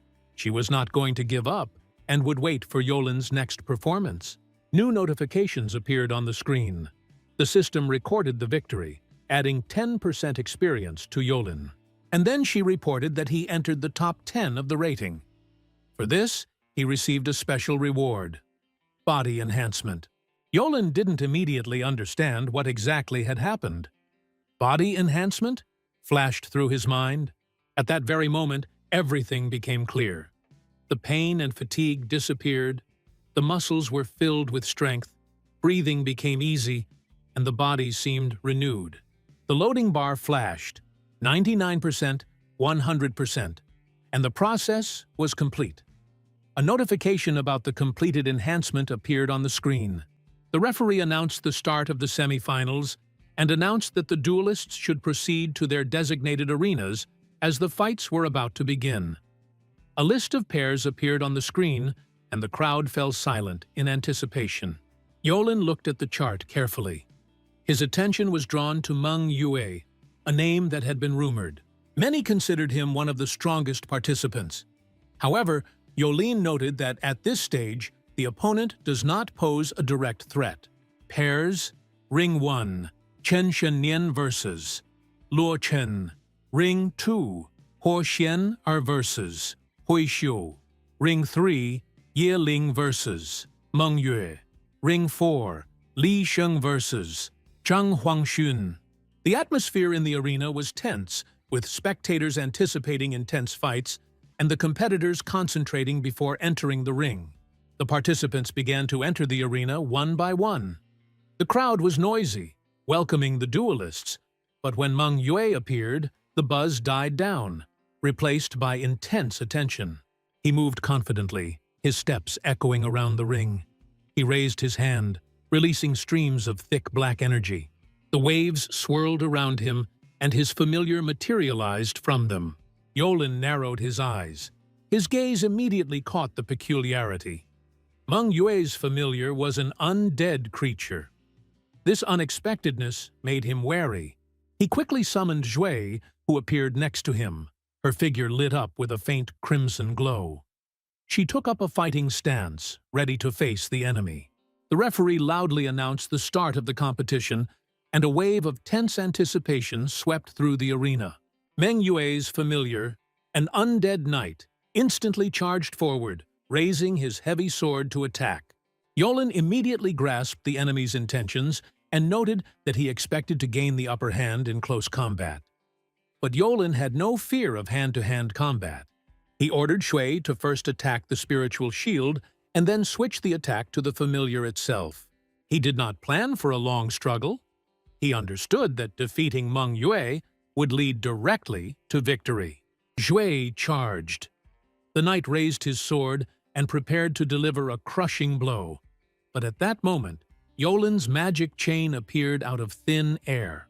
She quickly wrapped herself around the familiar's body and restrained its movements. The spectators gasped. Even Meng Yue did not understand how his undead had become restrained. His eyes widened in surprise. He didn't believe that someone's spiritual chain was capable of restraining his familiar. Meanwhile, Xue took advantage of the confusion. She jumped high into the air, described an arc in the air and appeared right behind her opponent. The surprise of the attack did its job. Realizing that he could no longer continue the fight, MANHUA sank to his knees, his voice muffled and strangled as he admitted defeat. The victory over MANHUA secured a place in the semi-finals, while the loser retained his position in the rankings. There were cries of surprise and admiration among the spectators and clan representatives. The Lee family patriarch indignantly noted that the fight was over in just 2 minutes, and the outcome was decided by one precise blow. In the arena, Yolin noticed a girl approaching him, but her expression was tense and cold. He asked her name, and she told him to stay away from Jian, not to reveal herself, and then ran away. Yolin noted her strangeness and decided to keep his distance. The semifinals began, and the pairings appeared on the screen. Ring 1, Yolin versus Li Shentian. Ring 2, Huo Xian versus Zhang Shennan. Hong, watching what was happening, noted that with each round the tension and interest only grew. Li Shentian, the son of the head of the powerful Li family, confidently entered the arena, demonstrating his strength and experience. He acknowledged that Yolin had done well, but stressed that meeting him was an extremely unfortunate coincidence for an opponent. Yolin realized that the upcoming fight would be much more difficult than the previous one, and prepared for battle, assessing the capabilities of his familiar and his own skills. Yolin, having summoned Shui, watched the battle. A huge stone general, Li Shentian, appeared in the arena, ready to attack. Yolin noted that the enemy had a stone familiar, so sucking out life force would not work. The referee announced the start of the duel. Li Shentian ordered the stone general to build a stone prison around him, assuring that Shui's elemental attacks would not be able to destroy it. Yolin realized that such a move could be risky for the general, but at the same time, effective. Despite the potential danger, he knew that Li Shentian was the son of one of the 3 great clans and could not be underestimated. The stone general, under Li Shentian's command, rushed to attack, ready to show off his full strength. The stone general fired a stone arrow, and Yolin dodged it, gauging his opponent's strength. He activated a spiritual chain that attempted to wrap itself around the golem, but the amount of its power was too great, and it was unable to be moved. Yolin ordered Shui to be careful. Shui attacked, but the stone golem's defense was so strong that it could not suck out life force. Yolin was looking for a solution to break through the defense. At this moment, the chain suddenly broke right on the general, and Yolin immediately warned Shui to be careful. Shui jumped above the stone general, displaying incredible speed and strength. The spectators were amazed. Such a beautiful familiar could fight so effectively. Many dreamed of something like this. Li Shentian looked calm, but his familiar was hiding a deadly power. The stone general suddenly began to transform. His body exploded, and stones flew out in all directions. And in place of the old form, a huge robot appeared. The result of Li Shentian's ability. Yolin realized that the enemy was hiding this trick, making the general faster, stronger, and more dangerous. Shui was ordered to test the powers of her new form. The familiar charged, fists met the general, and a flash occurred. The stone general was thrown back, his arm cracked, and the spectators were amazed. His strength was incredible, but Shui maintained the advantage. Yolin ordered the duel to end, and Shui delivered a precise blow to the robot's face, sending it flying and holding it above the ground, demonstrating her control of the fight. As the stone general fell back, Shui delivered several more precise strikes, causing a massive explosion. Li Shentian screamed in his stone prison, demanding that the familiar be finished off, but it had already been completely suppressed and pinned to the ground. The audience couldn't believe it. No one had ever shown such incredible strength and skill. The crowd discussed what was happening. Yolin was indeed the top student in the school, but for some reason he had seemed to be lagging behind before. Perhaps he deliberately hid his abilities until the decisive moment. Everyone was amazed by Yue's beauty and strength. envied and admired her skills. Judge Liu noted that Yolin's familiar had reached level 10 of the first stage, a rare occurrence for such a young disciple. This year's tests have shown many powerful abilities, and Yolin's appearance has become a real sensation. In the end, Yolin was officially declared the winner of the duel, which confirmed his incredible talent and power as a familiar. Yolin received a message about being in the top 3 and getting a flying familiar egg. He was pleased, anticipating the appearance of a new familiar. At the same time, a notification appeared about receiving additional experience, another 10% for defeating an opponent. Yolin looked at the arena where Huo Xian was fighting another student. Nan was controlling a huge flying bird, dodging the attacks of her opponent's dragon. Chen kept Kang Long in check, carefully guiding him while trying to avoid getting into a dangerous situation. Despite the difficulties, Nan was determined to pass the test, giving commands to her familiar to create hurricanes and use eagle attacks. Whirlwinds of magical energy swirled in the sky, and the opponent's dragon was almost trapped. Yolin watched this, amazed by Chang Shengnan's strength, and wondering if Huo Xian would be able to hold his own in the fight. Huo Xian's dragon, Kang Long, suddenly fell into the arena, and the referee declared Chang Shengnan the winner. Xian hung her head and burst into tears, admitting defeat. Her father consoled her, reminding her that it was okay to lose from time to time, and that she had already done well. Meanwhile, the final was announced. Yolin noticed Xian in the arena. Their eyes met. He thought about how to help her regain victory and prepared for the final. The judge announced that the winner would receive an award from the school principal and the mayor, which sparked a lively discussion among the students. Many bet on Yolin and his familiar, Shui. Yolin ordered Shui to prepare for the final round. A familiar appeared, the Hawk King of the Vortex, a huge flying bird. Its strength was noticeably higher than that of the previous familiars, and it had already managed to evolve. The Hawk King of the Vortex rose into the air and created a powerful hurricane that engulfed the arena and Shui. Yolin activated his spiritual shield, trying to protect his familiar. He understood that the wind was incredibly strong and urged Shui to use all of his abilities to come up with a way to counterattack. The final battle was intense, with the Hawk King of the Vortex accelerating through the air, releasing high-speed wind projectiles. The judges noted that the level of testing was significantly higher this year, and the evolution of familiars added to the difficulty. Some believed that the bird would win, others were not so sure.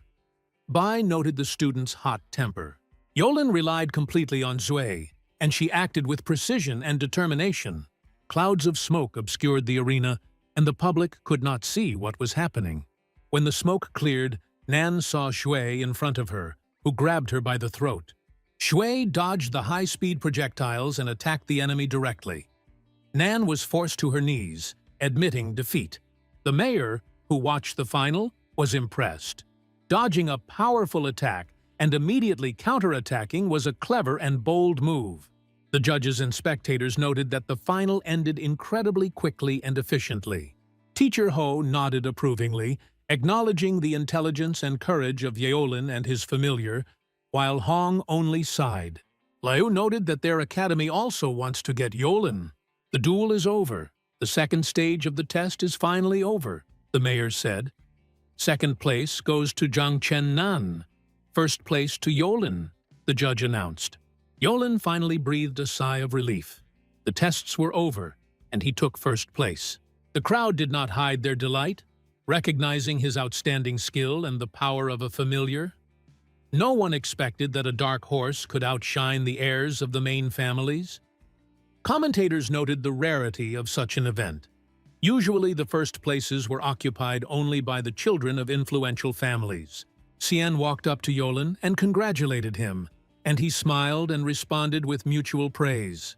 During the conversation, she asked which academy he had chosen, and Yolin, in turn, asked what her plans were. Suddenly, the mayor's voice was heard, and the entrance examination to the Spirit Conquest Academy came to an end.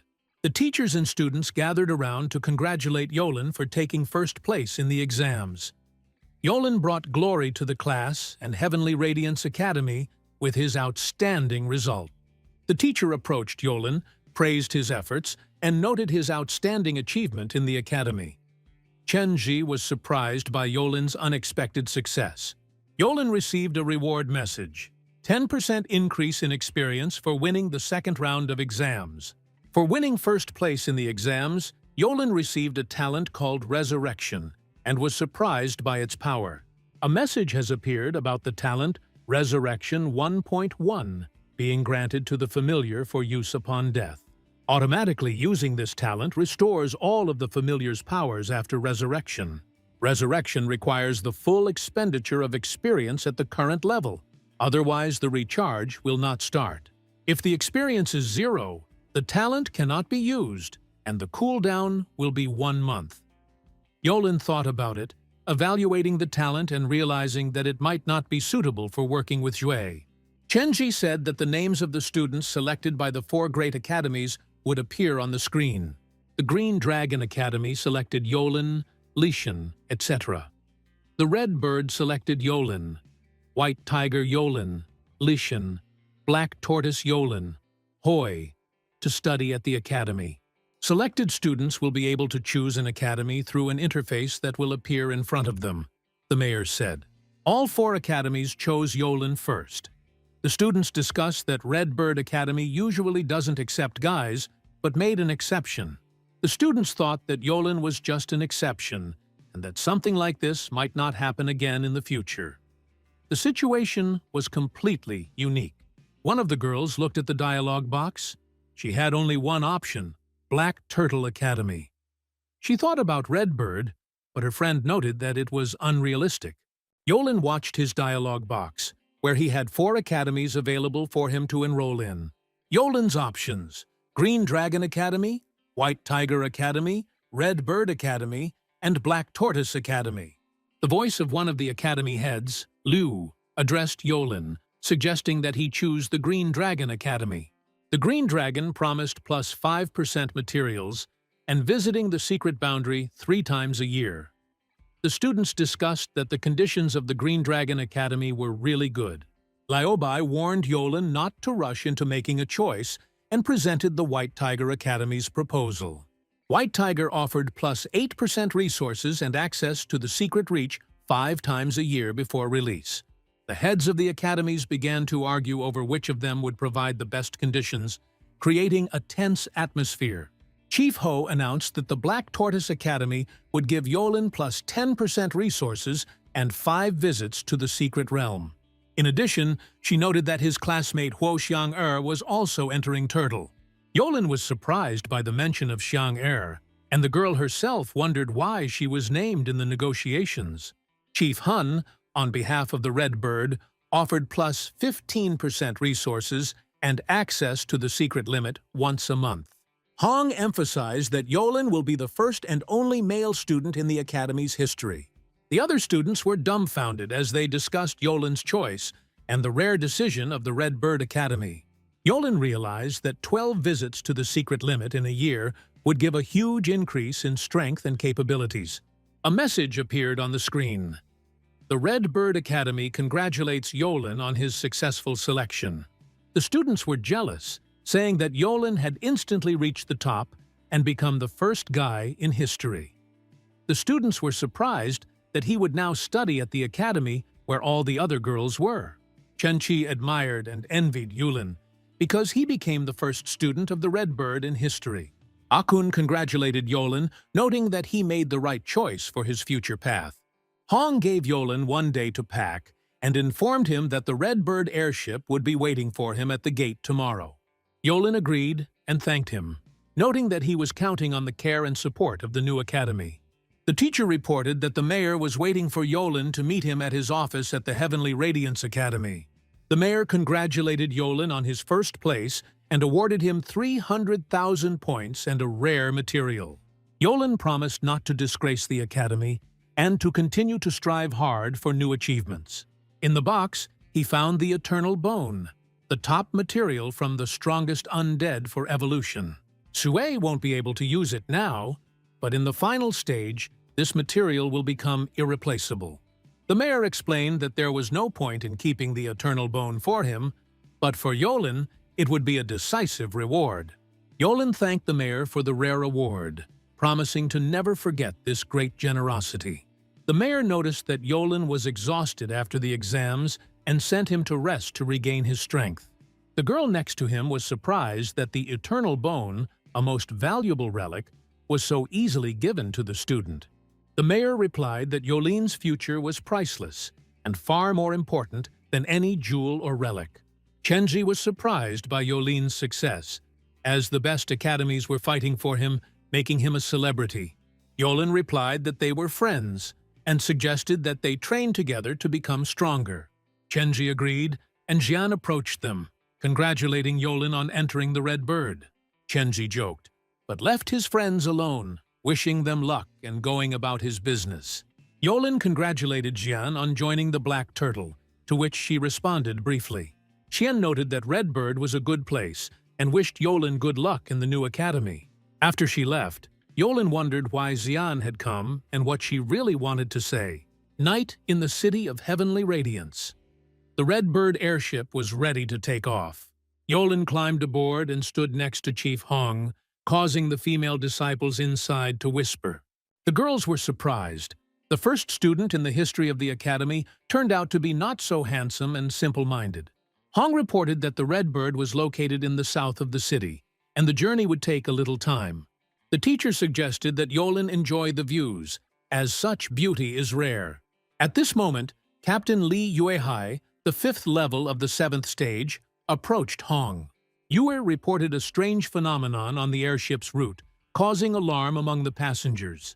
Enormous birds began circling the ship, resembling a flock of dangerous flying monsters. Hong was taken aback by the sudden appearance and ordered to observe the further situation.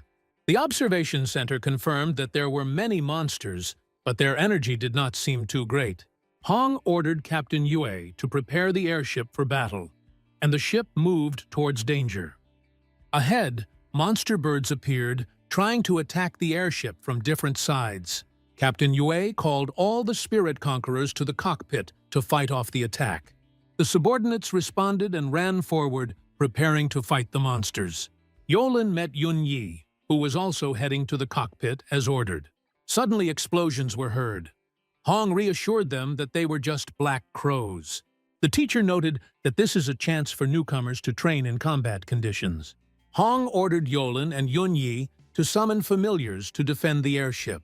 Yun Yi summoned the ice bear, her familiar appearing in a blaze of energy. Yolin summoned his familiar Xue, ready to engage the enemy pack. The ice bear became wary at the sight of Xue and prepared to attack, but Yun Yi stopped the familiar. Yolin noted that although the crows were low level, their numbers were a cause for serious concern. A message about a temporary task appeared before my eyes. Kill as many black crows as possible in 10 minutes. The reward for the task was unknown and depended on the number of enemies destroyed. The crows cawed and attacked the airship, covering it with their wings and creating chaos. Yolin chuckled and thought that this was a great chance to get a rare reward. Yolin ordered Xue not to spare the crows and attack as many as possible, and she rushed into battle. Xue dealt blows, and the ice bear Yun Yi used force to kill the crows. The corpses of the ravens began to appear, and the captains and girls were amazed at the strength of the familiars and their beauty. Black waves of energy appeared in the sky. The king of black ravens was approaching, huge and dangerous. Captain Xue warned to be careful. Hong noted that this was a second-stage king. Yolin thought about the reward for killing the king and sent his familiar to attack. Hong warned that with her current strength, Xue would not be able to deal with the king. Yolin reassured Hong that Xue would handle the task and carry out the order. Hong channeled her magical power and summoned her familiar, Fire Kite, the 1st level of the 7th stage. The familiar Hong appeared, whom none of the students had encountered before. The 7th level was frightening in its power. The Fire Kite began to fly around the Black Crow King, causing panic among the enemies. The crows began to fly away, realizing that the seventh-level kite would burn them to ashes if they did not escape. Shui continued to attack the king, striking and holding him near the airship. Hong noticed that Sui was using a poison attack, causing additional tension. The king of the Black Ravens flew away. The ravens returned to a safe distance. Captain Yue noted the end of the battle, and Yolin noted with disappointment that the king had been released. A message appeared. Time-limited quest completed. 378 Black Ravens killed. Reward for the task. Experience crystals 3 pieces. Growth crystals 1 piece. 4th level reward. Yolin was surprised by the crystals of experience and growth, not immediately understanding their meaning. The black crows have flown away. The students should return to their restrooms. Yolin went inside, pondering the properties of the crystals he had obtained. Experience crystals increase the current level of the familiar by 10%. Growth crystals increase the growth level by 10%. Yolin was happy, because with these crystals, Shui would be able to evolve and become stronger. A message appeared. Familiar Shui has collected enough materials for the next stage of evolution. Yolin laughed and ordered Shui to evolve, watching the process with interest. Shui glowed red and hovered in the air, fully concentrating. She closed her eyes, concentrating on the transformation, and Yolin watched her carefully. Yolin was surprised when a status window appeared in front of him, reflecting Shui's new abilities. Familiar name, Shui, Gray-Eyed Zombie, Type, Undead, Level 1, Stage 2, Experience 20%. Growth ability is active. Rare equipment is specialized for Shui. Familiar's attire is Bloody Rainbows. Growth rate is 0%. Talents, Physical Damage Reduction Average, Magic Damage Reduction Average. Additional, Silver Regeneration, Blood Spray, Possible Flight. Skills, Bloodthirstiness, Wild Blood. Possible skills, Magic, Blood Control. Evolution is not yet available. The conditions for the next stage are not met. A message about the next stage of Shui's evolution has appeared. Required materials: Yellow-Eyed Zombie Rare, Dead Spirit 1, Yellow Spring Branch 1, Nether Stone 1. Also needed are 10 mid-level Dark Crystals and 10 Evil Spirit Crystals. Yolin smiled as he watched Shui evolve and become stronger. Shui's growth ability has reached a rare level, opening up new possibilities for combat. A message about the flight ability has appeared. Flight requires stamina to be consumed. Blood control magic allows you to control the victim's blood, and even the body through blood. The effectiveness of the magic depends on the level of the target. The higher the enemy's level, the less influence. Yolin thought about Shui's flight with blood control magic and infinite stamina, imagining new possibilities. He thought that Shui could constantly fly in the sky, accumulating experience points. The familiar has reached Level 1, Stage 2, and the automatic capture ability has been activated. As a reward, he received a mystical item that surprised Yolin with its appearance. A box with a talent card opened in front of him, the first time Yolin had seen such an item. A message appeared. The talent card allows you to copy all of the familiar's talents up to 5 times. Yolin was delighted. No one in the entire Union had such an item. He realized that he could now have all of Shui's talents, and hugged her, rejoicing. Shui was surprised by the owner's actions and asked about his intentions. Yolin decided to try to copy Shui's talents right now, without delay. A message appeared. Download complete. Yolin successfully copied Shui's talents. Talents acquired: Silver Regeneration and Bloody Spray. 3 uses of the card left. Yolin was amazed. Now all of Shui's talents were his, rejoicing at the result. He prepared himself for the next incredible event, making a contract with the second familiar. Yolin had an egg in his hand. He used his blood for the contract and summoned a familiar. The egg began to crack, signaling the awakening of the second familiar. A magical red light appeared from the airship, causing nervousness among the students. The students discussed whose familiar it was and whether Hongshu had released the fire kite again. Suddenly, there was an explosion, and a huge fiery bird, a phoenix, appeared in front of Yolin. Yolin was amazed. This was an epic familiar, gifted by the system, at a high level right away. The status window opened, showing the new phoenix's stats and strength. Familiar name: Unknown Phoenix. Species: Divine Bird. Level 9 First Stage. Experience: 0%. Epic Growth Ability: 0% growth rate. No equipment. Talents: Phoenix Flight and Fire. Possible talent. High level of fire immunity. No skills. Possible skills: Hellfire, Defense, Divine Fire. Evolution is not available yet. Conditions for the next stage are not met. Familiar Evolution Tree. The only tree for future development. Phoenix is epic. Gray-eyed zombie is rare. Blue-eyed zombie is epic. Fire red bird. Mythic tier. Yellow-eyed zombie. Rare. Red bird. Legendary. For evolution, the following materials are required: 1 red bird soul and 1 power of 4 spirits. Yolin thought, if it is a phoenix, why does it not have the talent Nirvana Resurrection? He remembered that he himself has the talent of resurrection and decided to bestow this ability on the phoenix. The talent was transferred to the phoenix, transformed into Nirvana Resurrection, taking into account the effects of fire. Yolin laughed and called the familiar Fengju, or simply A-Ju. Phoenix agreed with the name. Yolin was amazed that the epic familiar could speak. The airship approached the holy city. The students watched the approach with interest.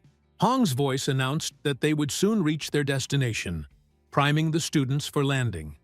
The ship was already very close to the city, creating a sense of an approaching event.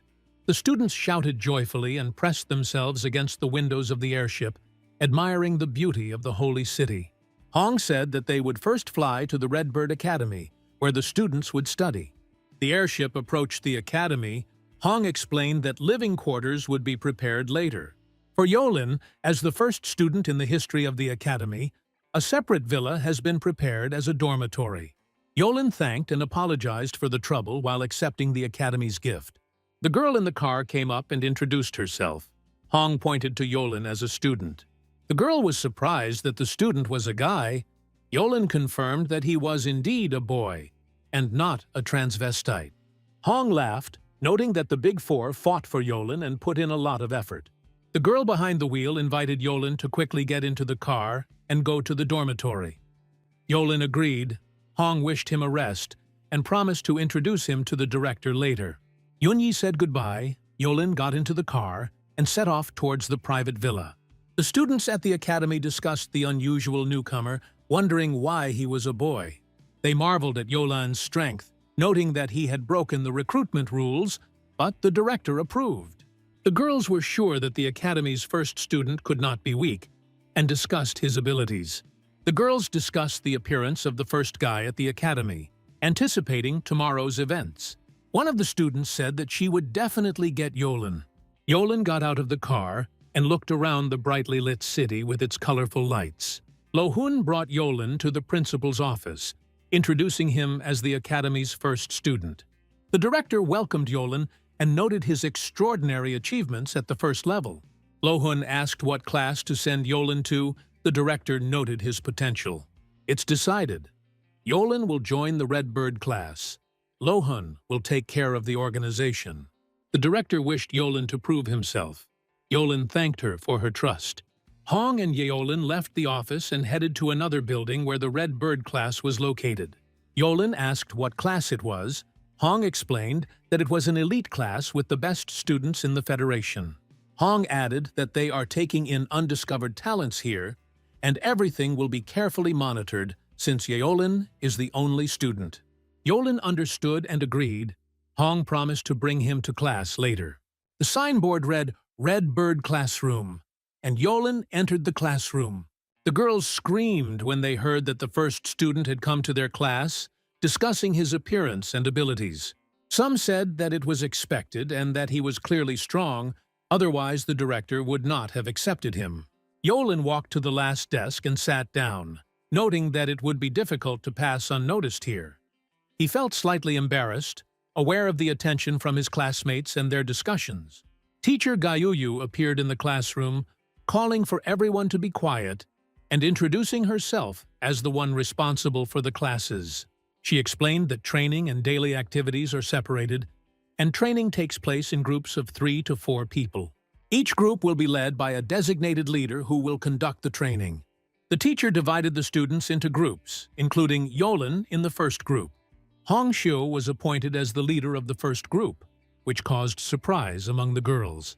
The students discussed that Hong had stopped leading the students and that she was from Heavenly Radiance City.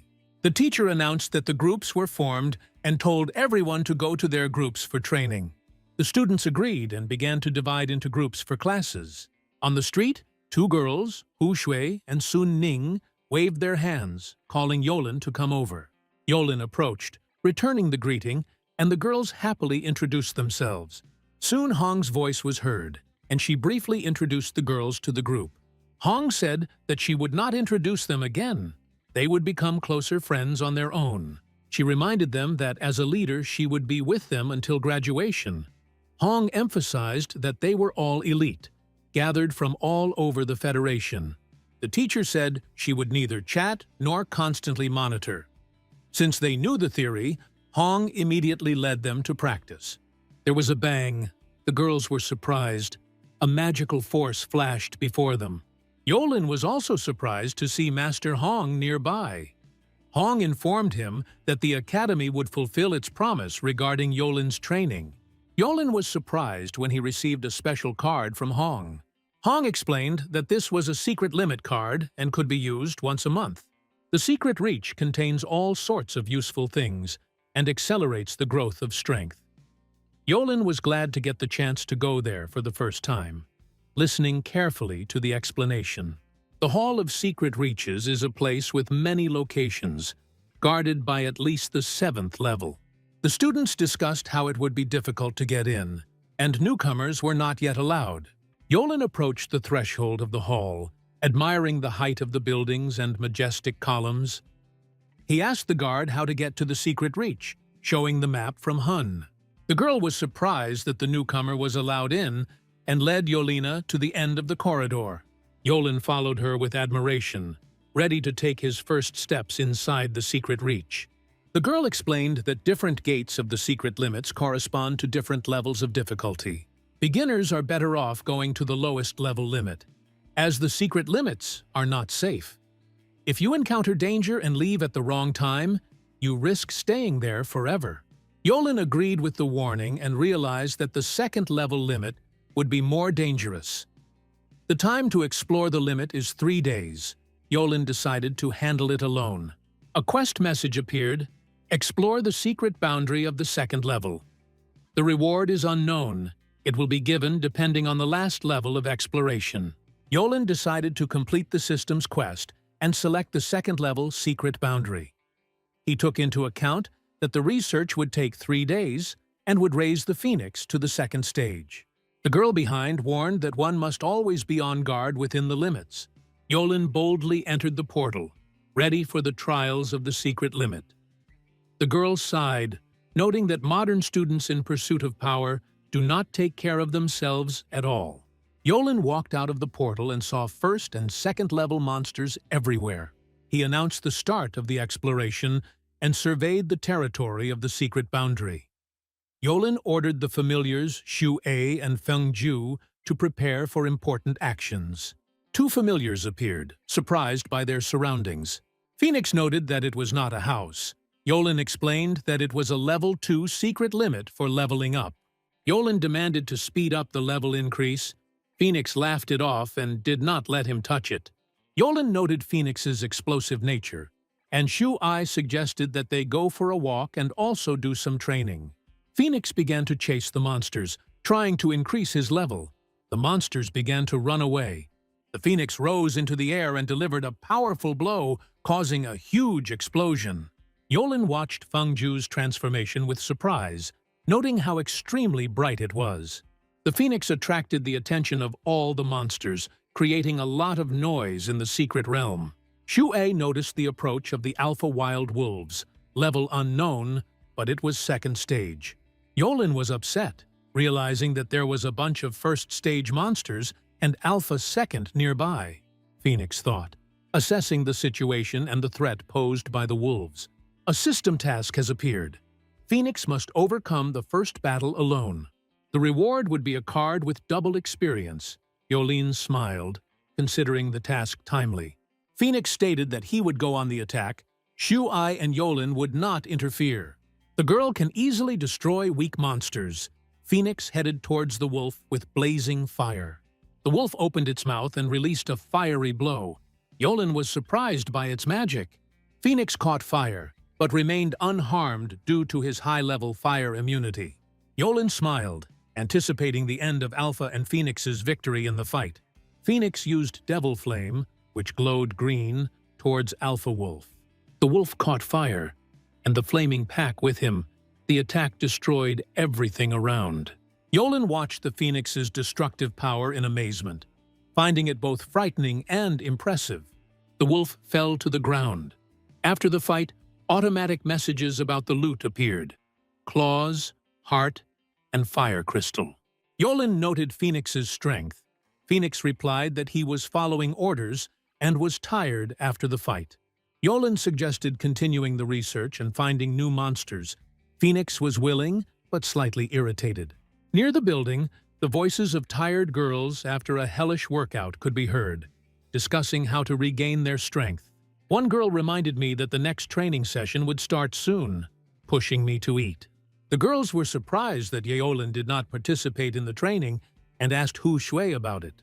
Hu Shui explained that Yolin had gone alone to the secret realm to complete a mission. The girls were amazed, as newcomers were not usually allowed to go there without an escort. They discussed the dangers of the secret realm and marveled at teacher Hong's calm. The teacher asked Hong in surprise how she had allowed a new student to go to the secret limit. Hong replied that Yolin was under her care and she was not worried about his safety. The teacher continued to ask what exactly Hong had planned with this student. Hong calmly explained that she was in control of the situation and that everything was under her supervision. The conversation ended with the teacher's surprise, who was still trying to understand Hong's intentions. Hong explained that she was fully aware of Yolin's abilities and was in control of the situation. The secret limit of the first stage is not a problem for him, she said. The teacher expressed doubt, reminding him that Yolin went to the second level. Hong thought about it, but assured that the second level would not be a problem either. She noted that Yolin was already a second-stage spirit conqueror, which made him strong. The teacher agreed with Hong and refused to argue with her teaching methods. She warned that if Hong had any problems, she would have to explain herself to the principal. Hong mentally turned to Yolin, hoping that he would not disappoint her. Yolin sneezed constantly, guessing that someone was remembering him. Sui pointed forward. Yolin noticed a strange monster. Phoenix agreed to lift Yolin and Sui up to take a closer look, demanding something tasty in return. Yolin gave it his all, climbing onto Phoenix's back, and they soared into the air. Yolin held on tightly and enjoyed the flight, laughing with pleasure. Sui was nearby, her touch causing Yolin strange sensations. Below, they saw fire lions and a buffalo, the lions hunting the bull tracer of the earth. Yolin thought, second-tier monsters in the secret realm shouldn't be encountered so often. He decided not to rush down and watch the monsters kill each other. One of the fire lions rushed at the earth tracer buffalo. A protective stone wall appeared around the buffalo, saving it from the blow. The lion crashed into the wall. The attack was powerless against the defense. Yolin noticed that the second-stage monsters used elemental magic and had considerable strength.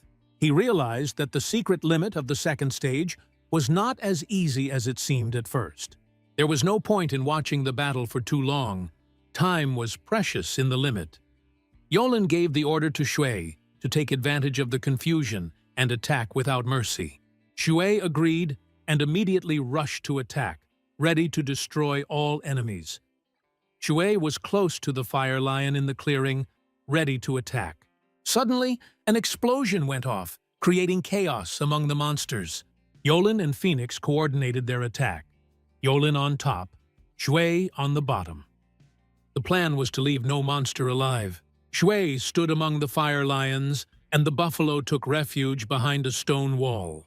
Shui used the power of blood control, releasing black waves of energy. The fifth-level second-stage fire lion began to attack Shui. Shui jumped up, one of the waves of energy hitting the lion. Shui's hand was burned, but began to recover quickly through regeneration. The phoenix was flying in the sky. The lions noticed its approach. The battle gradually moved into the active phase. Rumors began to circulate in the Black Tortoise Academy about a newcomer from the Red Bird who had entered the secret realm alone. The guys discussed that this could be very dangerous for a newbie. At this time, Shui went on the attack, knocking down the fire lions with powerful blows.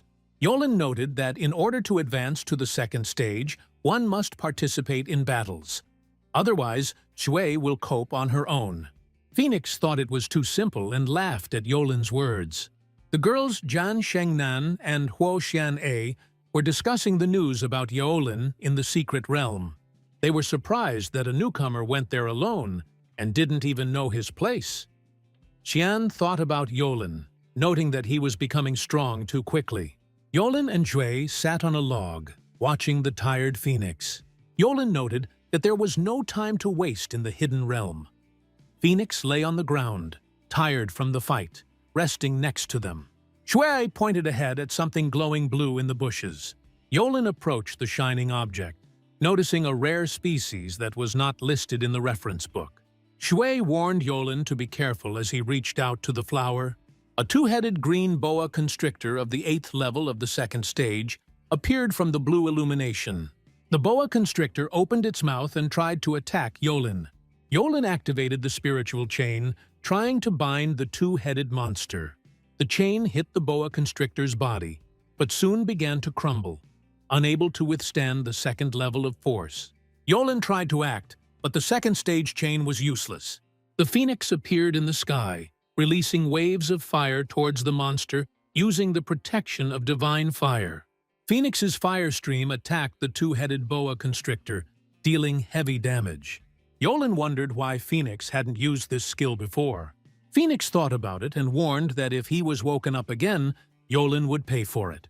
Phoenix used Devil Flame on the two-headed boa constrictor, the fire spreading to the nearby trees. There was a powerful explosion, and the boa constrictor's heads began to fall to the ground from the impact. Yolin noted that the snake meat can now be taken. Yolin became interested in the rare fruit and reached out his hand to take a closer look. A message appeared. The fruit of the dead spirit is created by absorbing the soul of a dead person. The soul of a dead person takes control of the body of the original owner after absorption. This is a rare, high-level material for evolving undead class pets. Yolin was surprised. Could this really be the fruit of a dead spirit? He noted that this was the perfect material for Shui's evolution to the next level. A good place. The secret boundary was not explored in vain, Yolin noted. They were in a hurry. Without wasting time, they headed to kill the monsters. First day, Shui fought the flying monsters using chains and attacks on the enemies. Day 2, Yolin and Shui fought the gorilla monsters, breaking through their forces. Third day, Aju and Shui attacked the monkey monsters, quick and precise strikes. Yolin shouted, "Attack faster!" urging the familiars to fight. Phoenix reached the second level of the second stage. Its strength increased. Shui reached the third level of the second stage, showing progress. Yolin looked at his watch. 3 days had flown by quickly. It was time to leave the secret limit. The portal opened. Yolin left the secret boundary. He returned after 3 days of exploration. In the principal's office, the teacher reported, "Madam Principal, the second-level secret boundary has been damaged. The dark forest was burned by the hellish flames. The vegetation was badly damaged. It will take time to recover." The director frowned, trying to understand the cause of the destruction. The teacher reported that only one student had entered the secret boundary of the second level, the newcomer Yolin. The headmistress ordered the area to be closed for the restoration team. The teacher asked about the punishment, but the headmistress decided that there was no need to punish Yolin. The headmistress's plans for the newcomer remained unknown. The limit was closed and handed over to the restoration team. Yolin walked down the street, attracting the attention of girls everywhere he went. He thought about how his presence now aroused interest and curiosity everywhere. The news talked about him as the first student to enter the secret limit straight away, but in person, he seemed more attractive. He realized that getting used to the constant attention would not be easy. Yolin received a reward for completing the quest to explore the second-level secret boundary. The Eye of Truth, 5 Spirit Crystals, and 5 Experience Crystals.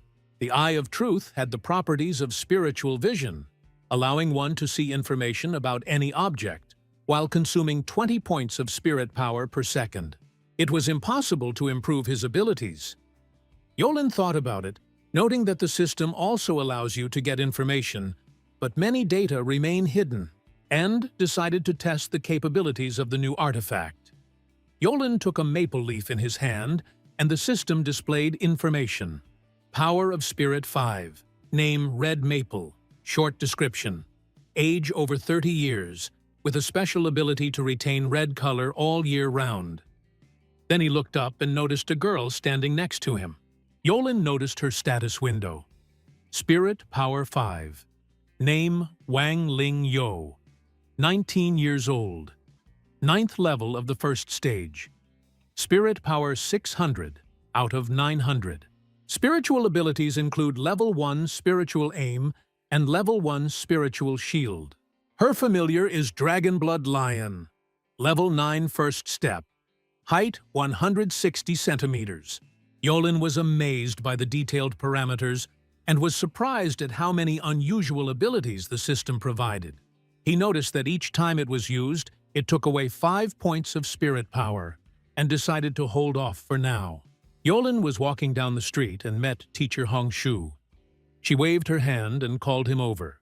Hongshu asked how he felt after the secret limit and what he thought about the test he had passed. Yolin noticed that the other students had not arrived and asked about it. Hongshu said that she had just spoken with the principal and it had been decided to transfer Yolin to the second year. She handed him a paper and a card, explaining that in the second year, internships were more frequent, so it was important to prepare resources and equipment. Yolin looked at the paper that had Heavenly Vault Pavilion written on it and became curious about its meaning. Hong explained that the address given was the location of the most famous equipment store in the entire Holy City, the Heavenly Vault Pavilion. She noted that Yolin could go there on her own to purchase all the necessary materials and equipment. Hong also added that she needed to find a second-year teacher to assign Yolin a task. Yolin agreed and confirmed that he would understand the instructions. Yolin headed into town towards the Sky Vault Pavilion. When he arrived, he was struck by the size and luxury of the establishment, which looked more like a treasure trove than a regular store. At the entrance, he was met by a girl who asked how she could help him. Yolin tried to find out where he could sell the materials, and the girl explained that the sales room was on the second floor. But first she asked if he was a student at the Redbird Academy. Yolin confirmed that he was studying at the academy, but the girl was doubtful. It was believed that the academy only accepted girls. When Yolin insisted, the saleswoman refused to serve him and asked him to leave the pavilion. Yolin was indignant, but then the girl next to him intervened. It turned out to be the director of the pavilion. She wanted to sort out the situation. Yolin saw the owner of the Heavenly Vault Pavilion, Chen Meng Yao, in front of him. Through the system, he was able to open her status window. She is 20 years old. She has reached the 5th level of the 3rd stage. Her spirit power is fully charged, 6,000 out of 6,000. Among her spiritual abilities, she had the 2nd-level spiritual chain, 2nd-level spiritual shield, and floating fire feathers. She has 2 familiars at her disposal, a rare-class fire pterosaur, level 9 of the 2nd stage, and a poison mist vine, Also rare, level 5 of the second stage. Chen Mengyao's height is 163 centimeters, and her measurements are 92, 62, 87. Yolin watched carefully, assessing her capabilities. Yolin approached the pavilion manager to clarify the situation. The saleswoman accused him of cheating, claiming that he was not a student of the Red Bird Academy. The principal confirmed Yolin's identity, noting that he was indeed a new student and the only male in the academy.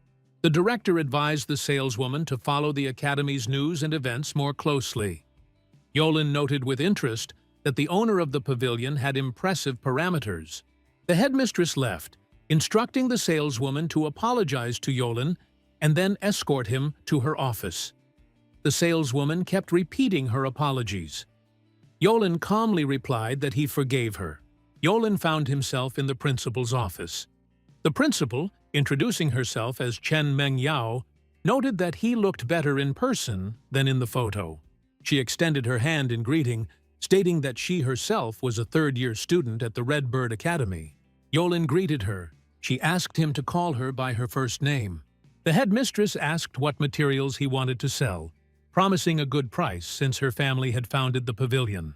Yolin took out the ring and agreed.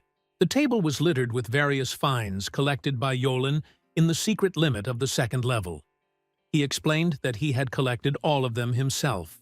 The girl was surprised by the quality of the materials and confirmed the rumors that he really went to the limit alone. She noticed the emerald pearl that she had been looking for a long time to evolve her vine. But Yolin offered to take it for herself since he did not have any plant familiars. The girl thanked her. The headmistress asked to calculate the federal points for the emerald pearls and other materials in order to set a good price. The saleswoman assured that everything would be done. Yolin decided to buy simple equipment and low-level materials. The headmistress assured him that everything would be fine and promised that they would sell him everything at a discount. The girls added that the purchased items would be delivered straight to his home and that he would always be welcome at the pavilion. He was leaving the building. Yolin was walking down the steps, preparing to return to the academy. The headmistress warned me to be careful on the way and allowed me to address her informally rather than as an older classmate. The saleswoman was surprised, noting that the headmistress usually did not behave like that with people and that she did not think that she should like Yolin. The headmistress only advised reading more news and interfering less in other people's affairs, noting that this would be useful. The academy was actively discussing the news. Yolin's transfer to the second year caused a storm of emotions among the students. The girls were worried that the only guy in their class was being taken away, and some complained that they would no longer be able to confess to him. Meanwhile, Yolin walked down the street thinking about his business. He sold materials for 450,000 federal points and bought for 170,000. Suddenly, a girl he didn't know appeared in front of him. It was Wu Xuan. She immediately asked him if he was Yolin. Yolin confirmed that it was him. The girl jumped up and tried to hit him, but he put up a defense. She continued to attack without revealing who she was or why she attacked, saying that he would only find out everything after he lost. Yolin, busy with his own affairs, tried to leave, saying that he did not have time for a fight. The girl got angry and shouted that she would not let him meet her again and called him a creature. Yolin ran to the academy out of breath. He explained to Hong that he was late because of a small mishap on the road with a crazy girl. Hong laughed and reminded him that he should get used to being the center of attention, since he was the only boy in the academy and had recently transferred to the second year. She also said that she would introduce him to the new manager. Lee Senyoya, level 3, 7th stage, appeared next to her, explaining that she had just completed a quest herself. Hong introduced Yolin to his new second-year teacher, Li Xingyue, explaining that he was the only boy in Red Bird Academy and was now being transferred to her tutelage. Yolin greeted him politely and asked him to take care of him. Li Xingyue noted that he was cute, but also a bit of a coward, making a light joke about him. Hong left them, and Li Xingyue, hugging Yolin, offered to show him her classmates, who, according to her, were even cooler than her, Yolen thought, realizing that new acquaintances and trials lay ahead. An explosion was heard in the square near the academy, attracting the attention of the students. The girls discussed the rumors that the academy's only guy would be joining their group, expressing doubt and surprise. How could a newbie get into the second year, which was intended for those already in the rankings? Teacher Lee approached the group, introduced Yolen as their younger classmate, and asked them to take care of him without wasting any unnecessary words. The girls greeted him with greetings. Teacher Lee explained that the second-year exam was divided into rankings based on actual battles. At the top of the list was Zhang Qi-yu, the first in the ranking, which she announced. Yolen was surprised to see such confidence and preparation from the student. The girl extended her hand to him, introducing herself as Zhang Qi-yu, the first-place second-year student. He noticed her unusually high level of development and capabilities through the status window. Age 19, level 8, stage 2, spirit strength 4,000 out of 4,000. Spiritual abilities included a second-level spiritual chain and spiritual shield, as well as super speed and dragon breath. Familiars, fierce dragon, rare, level 8, step 2, and diamond monkey, rare, level 5, step 2. Height 171 centimeters, parameters 90 to 63 to 93. Yolen was amazed by Zhang Qi-yu's level, 8th level second stage, and 2 rare familiars. Incredible strength. He wondered if he could take first place in the second year if he directly defeated Zhang Qi-yu. Teacher Lee laughed, noting that the idea was good, but Zhang Qi-yu was too strong. Yolen insisted on challenging him to a duel.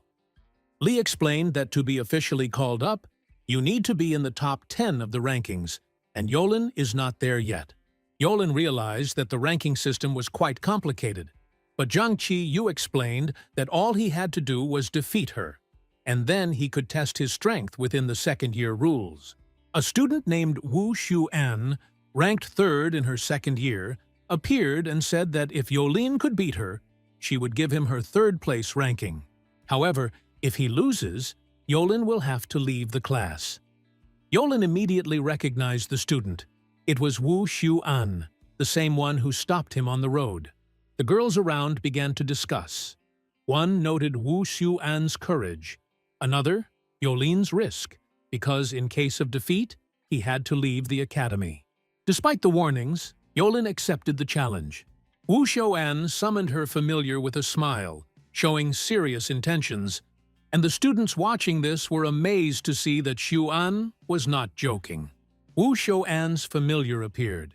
It was a thunder bear, rare, level 7, 2 stages. The students around him admired his powerful energy, because Wu Xuan was ranked 3rd in the class, and the strength of her familiar fully confirmed this. Wu Xuan's status showed level 7, 2nd stage, spirit power 3,500 out of 3,500, spirit chain level 2, spirit shield level 2, and also the skills Thunder Fist and Illusion. Height 160.8 centimeters, parameters remained unknown. Yolen thought, the 7th level of the 2nd stage, and also the Gram Fist with Illusion from Wu Xuan's familiar. It won't be easy. He called out to his familiar, "Shui!" The girl immediately appeared before him, causing him to admire her.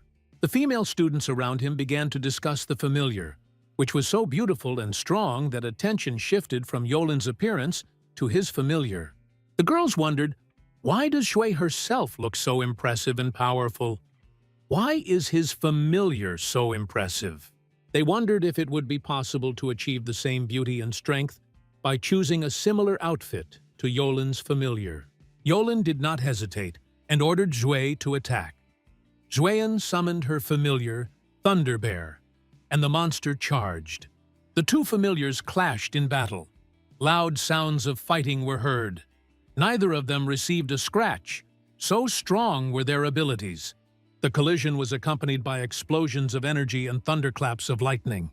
Thunder Bear activated his thunder armor, which both protected and dealt damage on contact. Xuan observed the enemy's strength and noted how devastating this combination of defense and attack power was. The students around were astonished. Wu Xuan's familiar not only had impressive defense, but also the ability to deal critical damage with the power of thunder. The familiars clashed again. Zhui delivered accurate blows, but Thunderbear gave her an electric shock, rendering Xue's arms useless for a time. The crowd watched in suspense. Xue activated her super regeneration, quickly repairing the damage, and continued her attack. At this moment, Sewan summoned her second familiar, Ilizor Lizard, to increase the pressure on Xue. The audience was surprised to see that Thunderbear had been broken, and Xue was able to withstand the attack thanks to her regenerative ability. The Ilizor Lizard appeared behind Yolan, trying to deliver a surprise attack. The crowd was shocked, and the observers noted the incredible strength of Yolan's familiar. Xue remained adamant, acting with the precision of a machine. Yolan noticed the lizard thanks to the Eye of Truth, which allowed him to recognize the hidden threat despite the illusion. He summoned his second familiar, Phoenix, covered in fiery flames, ready to attack. Xuan gave the order to Lizard, but now the turn passed to Yolan and his powerful familiar. Yolina Phoenix appeared and attacked the illusory lizard with fire, releasing firebirds that engulfed the enemy in green flames. Lizard and Thunderbear tried to hide, but the fire was everywhere. The students retreated in panic, watching the destructive power of the familiar. The teacher and Hong arrived at the scene of the battle. Both were amazed by the power of the Phoenix, admitting that they were seeing it for the first time. Yolan stopped the attack, ordering his familiar to cease fire. Xuan admitted defeat, agreeing that Yolan would now be ranked third in the second year, after which he would receive the corresponding third-place materials. After defeating Wu Xuan, Yulin found himself in the spotlight, as the students were amazed by his familiar and incredible strength. The girls admired his success and speed, recognizing him as their new idol. The system notified him of third place in the second-year rankings and of the reward, a mysterious item. Yolan remained serious, understanding the significance of what had happened. Female students came up to him and asked how he became so strong, were interested in the secrets of his development and the possibility of getting contacts. Yolan agreed to follow Hong, who wanted to discuss with him the recent events and the fact that the Divine Phoenix had appeared just recently. Hong thought for a moment, then quickly switched to new tasks. Teacher Li received a new task, and Yolan was warned of the need for urgent preparation.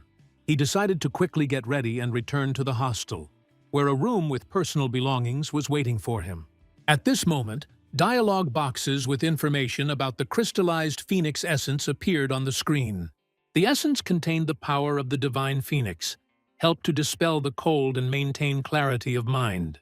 And with active use, she could summon a level 10, step 9 Divine Phoenix. The summoned Phoenix had a lifespan of 5 minutes, and the essence could only be used 3 times before it would disappear.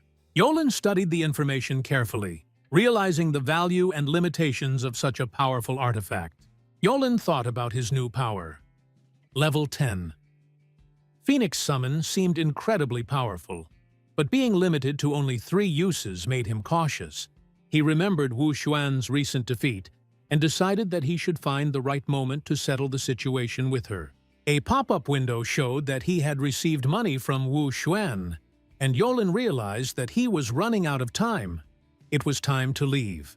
The girls were already waiting for him on the street. They greeted Yolan, noting that he had surprised them. Among them was Xu Yi, who was ranked first and was slightly frightened by his strength. Yolan asked if he could challenge her to a duel now.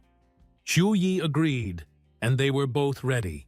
At that moment, Hong appeared nearby, checking if everyone was gathered to continue the classes. Teacher Li looked carefully at the assembled students. She noted that everyone was assembled and then turned to Yolan. Hearing the confirmation of his new status, she smiled slightly, noticing his modesty about defeating Wu Xuan. But then her expression turned serious. Li said that this time they were not going to have a regular training session, but an urgent mission. The atmosphere immediately changed. The girls looked at each other, realizing that they were talking about something dangerous and important. Yolin tensed up, sensing that a whole new level of challenge was coming. In the vicinity of the Black Rock, a large number of weak monsters suddenly appeared, as if a wave was coming. Black Rock City has requested the Federation's help to stop the impending threat.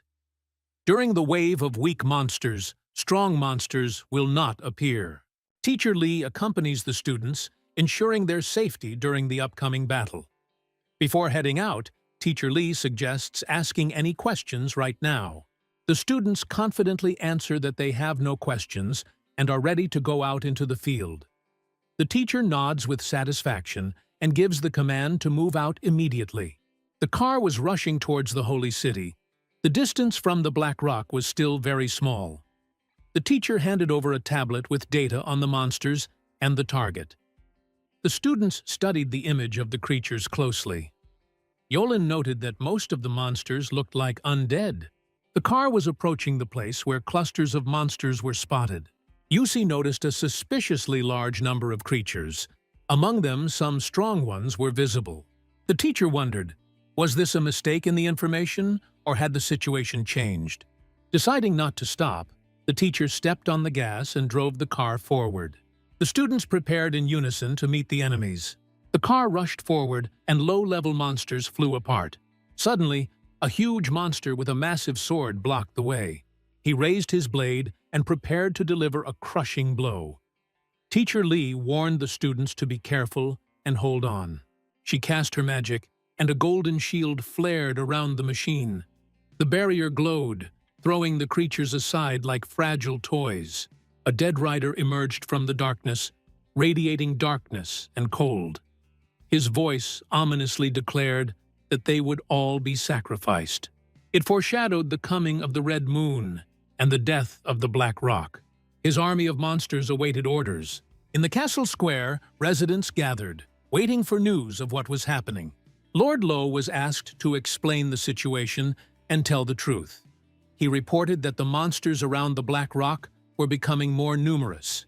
But the most terrible thing was that a dead rider appeared, a source of horror. People in the crowd discussed in fear. Even the dead rider came.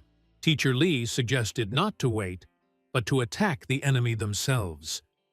The Lord greeted Yue and listened attentively to her words. Teacher Lee warned, the wave of monsters will only grow. She added that if Black Rock does not act, it will suffer losses. Lord Lo thought about it and suggested using heavy weapons. The atmosphere in the square became tense. Everyone was waiting for a decision. The students thought, Black Rock is clearly not thriving. The situation is alarming. Seung Yi noticed that Teacher Lee had not yet returned from her meeting with the Lord. Suddenly, loud shouts and calls to move faster were heard. The students saw several guys dragging a heavy gun forward. The weapon was powered by spiritual energy, which surprised everyone. Seung Yi explained that it consumed dark crystals and was extremely powerful. Everyone realized that the threat was more serious than it seemed at first glance. A powerful explosion thundered in the distance. The air shook with the roar. It looked like the cannon was being prepared to be aimed directly at the city wall. Yolin suggested that they go and take a closer look at what was going on. The students agreed and followed him. The cannons on the fortress were ready. The monsters were already approaching the walls. The soldiers aimed their guns and fired into the distance, shouting for more ammunition. The students watched the preparations and watched the events tensely. Teacher Lee warned that the city's protective barrier would soon open. She added that among the monsters, there was a dead rider, who was extremely dangerous. Seung Yi noted that his strength was equivalent to the 6th level or higher. Teacher Lee instructed the students to protect themselves and act cautiously. The students moved forward, preparing to meet the monsters. Linya, for the first time on a mission, encountered a dead rider. This is extremely dangerous. Seung Yi advised Linyi not to run forward and to be careful. Yolin noticed a quest screen. A temporary quest had begun on Black Rock. The goal is to kill as many monsters as possible to get a reward. Yolin noted with admiration that the system tasks are perfectly timed. The people nearby were discussing the students, noting Linny as the only guy from Redbird. Sung Yi reminded Linny to be careful and cautious. Yolin asked again in surprise, not fully understanding her words. Seong Yi warned him sternly, "Don't die, otherwise she'll have to raise his corpse." Yolin responded with a short, "Oh," in mild surprise. A bright flash erupted in the center of the square, attracting everyone's attention. Lord Lo declared that the time had come to defend Black Rock. A status window opened with information about Luo Xianshan. Age 45, level 5, 7 steps, spirit strength 91,450 out of 92,000. Spiritual abilities include level 5 spiritual chain and level 6 spiritual shield. Law has invulnerability and the familiar wings magnificent roar. Rare, level 5, 7 stages. His familiars: Blue Kite normal level 10, 6 steps. Dark Chimera normal level 5, 6 steps. Nightmare normal 4 levels, 6 steps. Ice Turtle rare 4 levels, 7 steps. Luo Qianshan's height is 183 centimeters. Yolin thought he was strong. Lord Lo called for raising his guns and dealing a heavy blow to the monsters. The students shouted, "Kill!" and rushed to attack, inspired by the Lord's energy. Yolin thought that it was no wonder that Lo was the master of the city. The soldiers were full of determination. Lord Lo gave the command to open the gates and begin the massacre.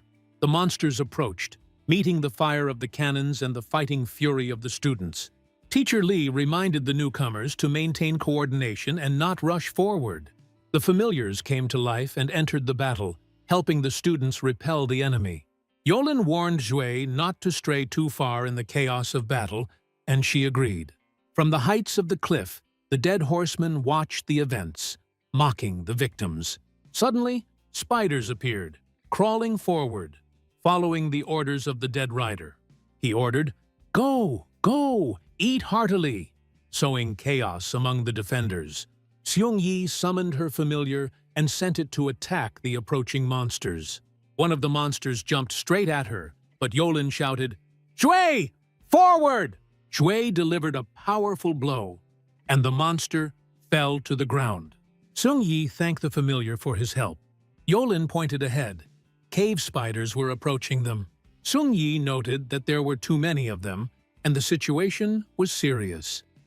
The spiders were gigantic in size. Their eyes glowed red. One of the spiders swung at the students. Seong Yi shouted, "Watch out!" Suddenly, a cannon exploded, and Teacher Li shot the spider. She explained that cave spiders have a decomposing effect and warned of caution.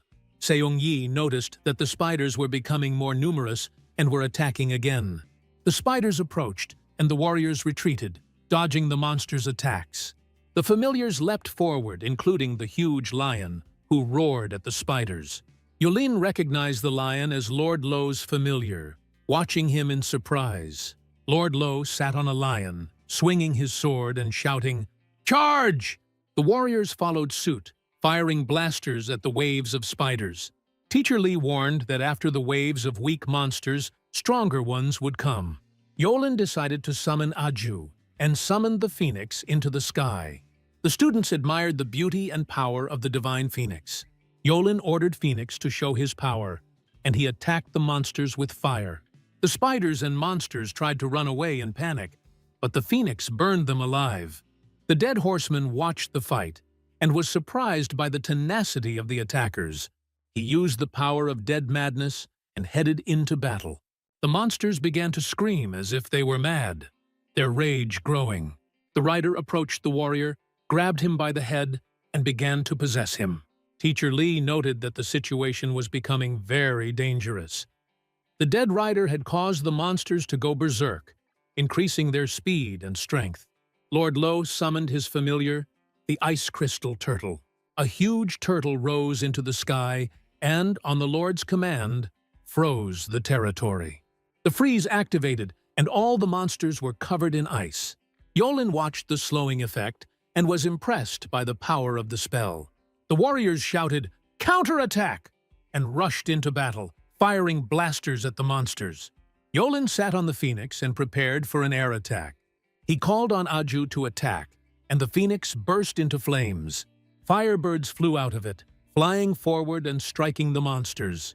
Yolin warned him to be careful not to let the devil's flames hurt his own. Phoenix reassured him by demonstrating control over the fire. Everything around was ablaze with flames, creating the effect of an impressive battle. The students admired the familiar, amazed by its power and beauty. They noted that this was indeed a divine phoenix, and such a familiar inspires horror and envy at the same time. Lord Luo was surprised. The existence of the divine phoenix, it frightened even him. All the monsters glowed with green fire, obeying the voice of the dead rider. The rider did not understand why such a strong phoenix made a contract with a human. He galloped into battle, but was struck by a flash of magical power. A black spiral flared in the sky, a dark glow emanating from it, and the dead rider screamed about worms. Everyone was surprised. What was happening and who was behind the rider? The black rider was illuminated by a red glow, and a huge skull appeared in the sky. Students and teachers were horrified, fearing that the city might never return to its former state. The teacher urged everyone not to panic and to pay attention to Lord Luo's efforts. Behind the dead rider lurks an even more terrifying entity. Lord Luo ordered the battle to be ended quickly and entrusted Xin Yue with the care of the disciples. Teacher Li decided to help and summoned a familiar, the raging fire kite. The familiars entered the battle, attacking from all sides. Teacher Li warned the students to be careful and went with Lord Luo against the dead rider. Lord Luo, sitting on his lion, moved forward, preparing to attack. He shouted, "Back to hell!" and swung his sword, aiming to strike. The dead rider laughed, calling them bugs and claiming that they could not withstand his might. Teacher Li ordered the raging fire kite to protect Lord Luo and attack the enemy with fire. The kite burst into flames as it charged, but the dead rider only laughed. A giant hand suddenly appeared in the sky, reaching towards the phoenix. Yolin wondered in surprise what this thing was and where the hand was taking him. The hand grabbed him, trying to steal the second stage spirit conqueror. The students watched and discussed why so much effort was spent on Yolin. Li tried to attack and shouted, "Let go of Yolin!" Yolin ordered the familiars to return to the seal, but the hand had already carried him into the black hole. Lord Law noted that it was too late, and there was no time to react. There was a bright flash in the sky, and the laughter of the dead rider could be heard on the ground. Teacher Li was angry and vowed to avenge her student. Laughter was heard everywhere, and the teachers approached the dead rider. Lord Lo, sitting on a lion, charged at the rider, creating roaring bursts of power. On the other hand, there was Teacher Li with her familiar. The ground was illuminated by flashes. The rider's laughter continued despite the wound. The defeated rider glowed red, and worms began to emerge from him, increasing the threat. The teachers assessed the danger of the devil's whip, preparing for the attack. The monsters began to randomly attack everyone around them, including Xiong Yi, who was approaching one of them. The monster was struck by the familiar's fire, but the tension on the battlefield remained. The dead rider had already been dealt with, and now everyone was focused on destroying the monsters. The teachers planned to finish the fight before deciding on further issues. Phoenix and Yolin found themselves in an unknown place, trying to understand their surroundings. Suddenly, a lich appeared from behind, not hiding and attracting Yolin's attention. He laughed and noted Yolin's bravery in making a contract with the sacred bird Phoenix. Yolin tried to figure out why he was brought to this place, assessing the situation. Li Wei's enemy is the Lich, the third level of the 8th stage. His abilities include soul absorption, life transformation, and undead magic. High-level skills included Claw of Silence, Frenzy, and Control Undead Space. The Lich could summon earth spiders. His subordinates were the Whip and the rest. Yolin noted with horror that the enemy possessed the third level of the 8th stage, realizing the full danger of the situation. Ling Xingyue and Luo Xiangshan were 7th stage spirit subduers. while Lich possessed the 8th stage, causing fear. The Lich wondered how Yolen had made a contract with the sacred bird Phoenix, such a powerful familiar. The decisive moment had arrived, and Yolen intended to use the crystallized blood of the Phoenix. Yolen, being only a 2nd stage spirit conqueror, tried to understand the greatness of the Phoenix and the purpose of his transfer. The Lich showed the ruined city and mentioned a group of scourges, inviting Yolen to join them. He called for the overthrow of the hypocritical union and the creation of a just world, promising even more terrifying forces. The Lich claimed that with these powers, Yolen would be able to destroy the heavens and earth, demonstrating the scale of the threat. Yolen noted that Lich spoke at length but did not reveal anything specific. The undead realm was completely under the control of the Lich, and what was happening outside of it remained unknown. Yolen knew it was dangerous to linger here. The Lich had turned his power on him using the rot of the undead. Yolen summoned a window and activated the Phoenix blood, realizing that without this trump card, it would be impossible to cope. Lich threatened to get rid of him if he did not prove useful, demonstrating the danger of the situation. On the battlefield, the battle continued with the monsters that were advancing in waves. Teacher Lee ordered all familiars to be summoned and block the attack. The warriors followed the order, preparing to repel the onslaught of monsters. The students shouted to their familiars, calling them back: Volcano Man, Swamp Beast, Ice Turtle, Dark Chimera, Hurricane, and Dragon. Seung Yi was worried that Yolen wouldn't be able to return, asking Teacher Lee a question. Teacher Lee noted that no one knew Yolen's whereabouts, and he could only rely on himself. Seung Yi watched the swirl in the sky, praying for Yolen's survival. Suddenly, Lich was surprised by a huge flash on the field. The space was illuminated by an unknown flow of energy, causing confusion in the Lich. A phoenix appeared before him, blazing with bright fire. It was the sacred phoenix bird, demonstrating its 9th stage power. The sacred phoenix acknowledged the Lich's powers and was surprised by Yolen's ability to summon her 9th stage. The Lich realized that Yolen was only a 2nd-level spirit link, but he somehow knew his name.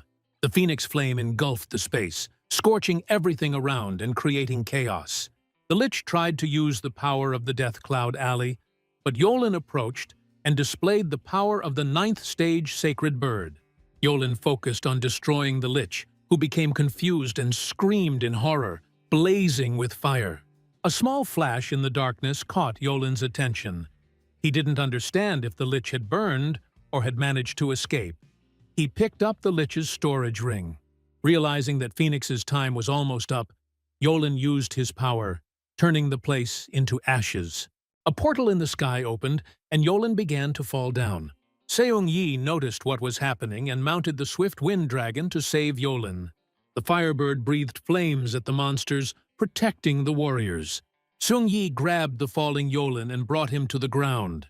Yolen lay on the ground, and teachers and students expressed relief and concern for him.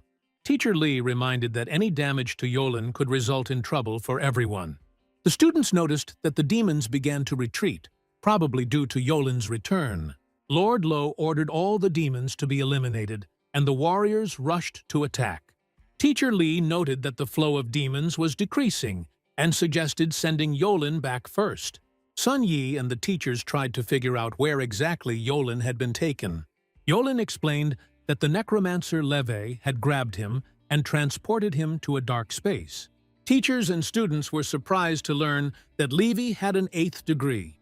Yolen managed to escape, which brought admiration and relief to Seung Yi and the other students. The teachers checked him over to make sure he was not seriously injured. Yolen noted that everything happened thanks to luck, despite the enemy's strength. The students and teachers decided to let him rest and not disturb him after what he had experienced. Teacher Lee planned to report to the academy about the incident that had occurred. The students left the room, wishing Yolen a good rest. Yolen remained curious as he studied the contents of the storage ring. Yolen opened the dialogue box and found many useful items: Experience Crystal, Dragon Scale, and Siren's Eye.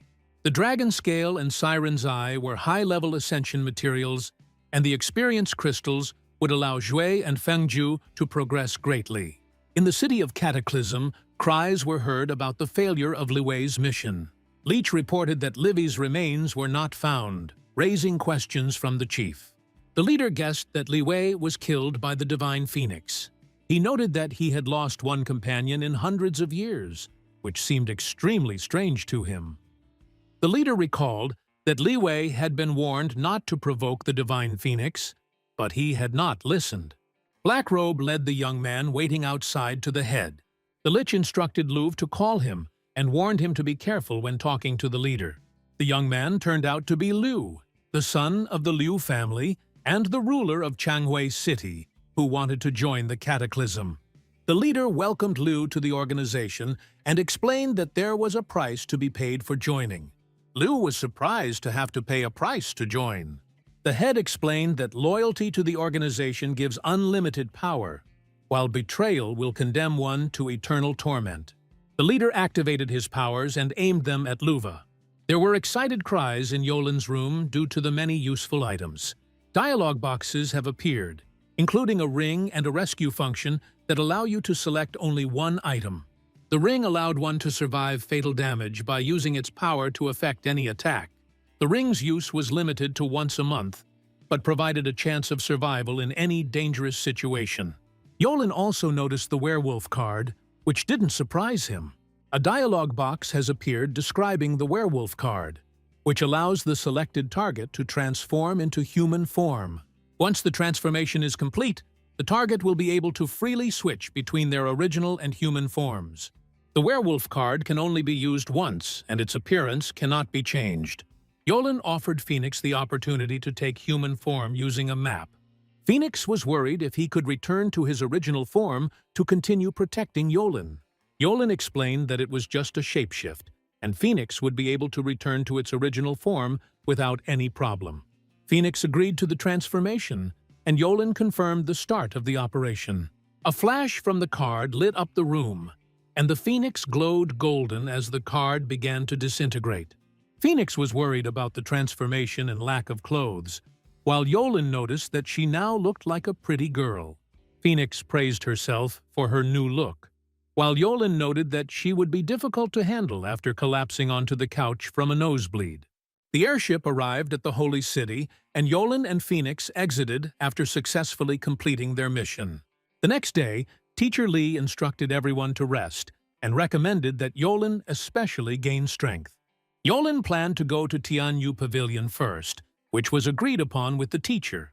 The mission was unexpected, but everyone returned unharmed and received many rewards. Using the rewards for killing monsters and the system bonuses, Shui and Fengju significantly improved. The most powerful find was an old witch's storage ring with a lot of materials. Yolin decided to go to Tianyun Pavilion first and sell some of what he had collected. The manager was running up the steps when Yolin met her and asked her to help sell the materials. Yolin brought a lot of items and had to find a place large enough to place them. Manager Chao showed a place where materials could be placed. Yolin took out the ring and began to demonstrate the items he had brought, of which there were a lot. The materials took up so much space that it would take a month to process them. His achievements impressed everyone, as he became the first boy in history to enter the Chu Q Ye Academy. Yolin's strength and abilities were admired by those present. The saleswoman said that people needed to be found to count the entire pile of materials, which would take some time. The headmistress was surprised by the amount of material Yolin had collected, noting that those who did not know might have thought it was a robbery.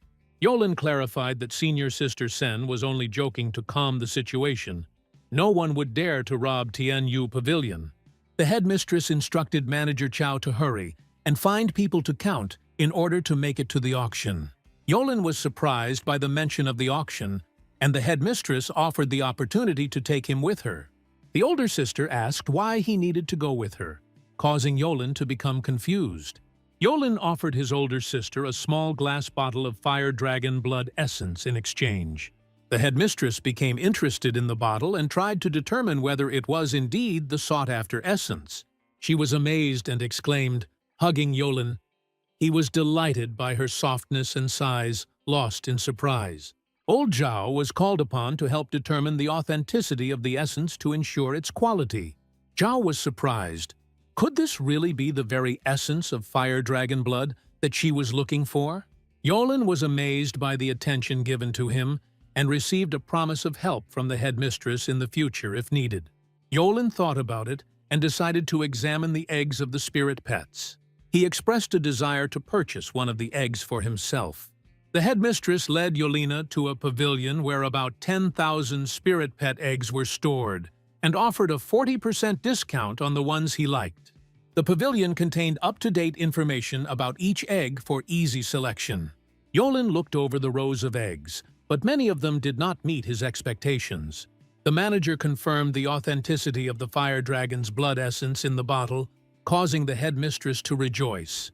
The headmistress was excited and hugged Yolen, causing his nose to bleed. The headmistress asked if Yolen had found an egg he liked, but he noted that there was no suitable one yet. The headmistress suggested that Yolen try his luck at the auction, since there was no suitable egg in the pavilion. Yolen agreed to check out the auction, hoping to find rare and profitable items. The older sister warned that the prices at the auction are usually high, and one should not place too much hope. They went to the headmistress's VIP box, where Yolen could sit and watch the events.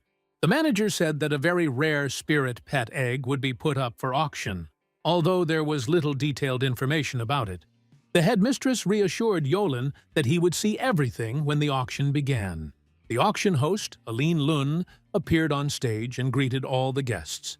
She introduced the Tianyu Pavilion and declared the auction open. The first auction lot is the Flower of Scarlet Blood, which increases fire resistance and enhances the fire abilities of pets. The starting price of the lot was 1 million government points.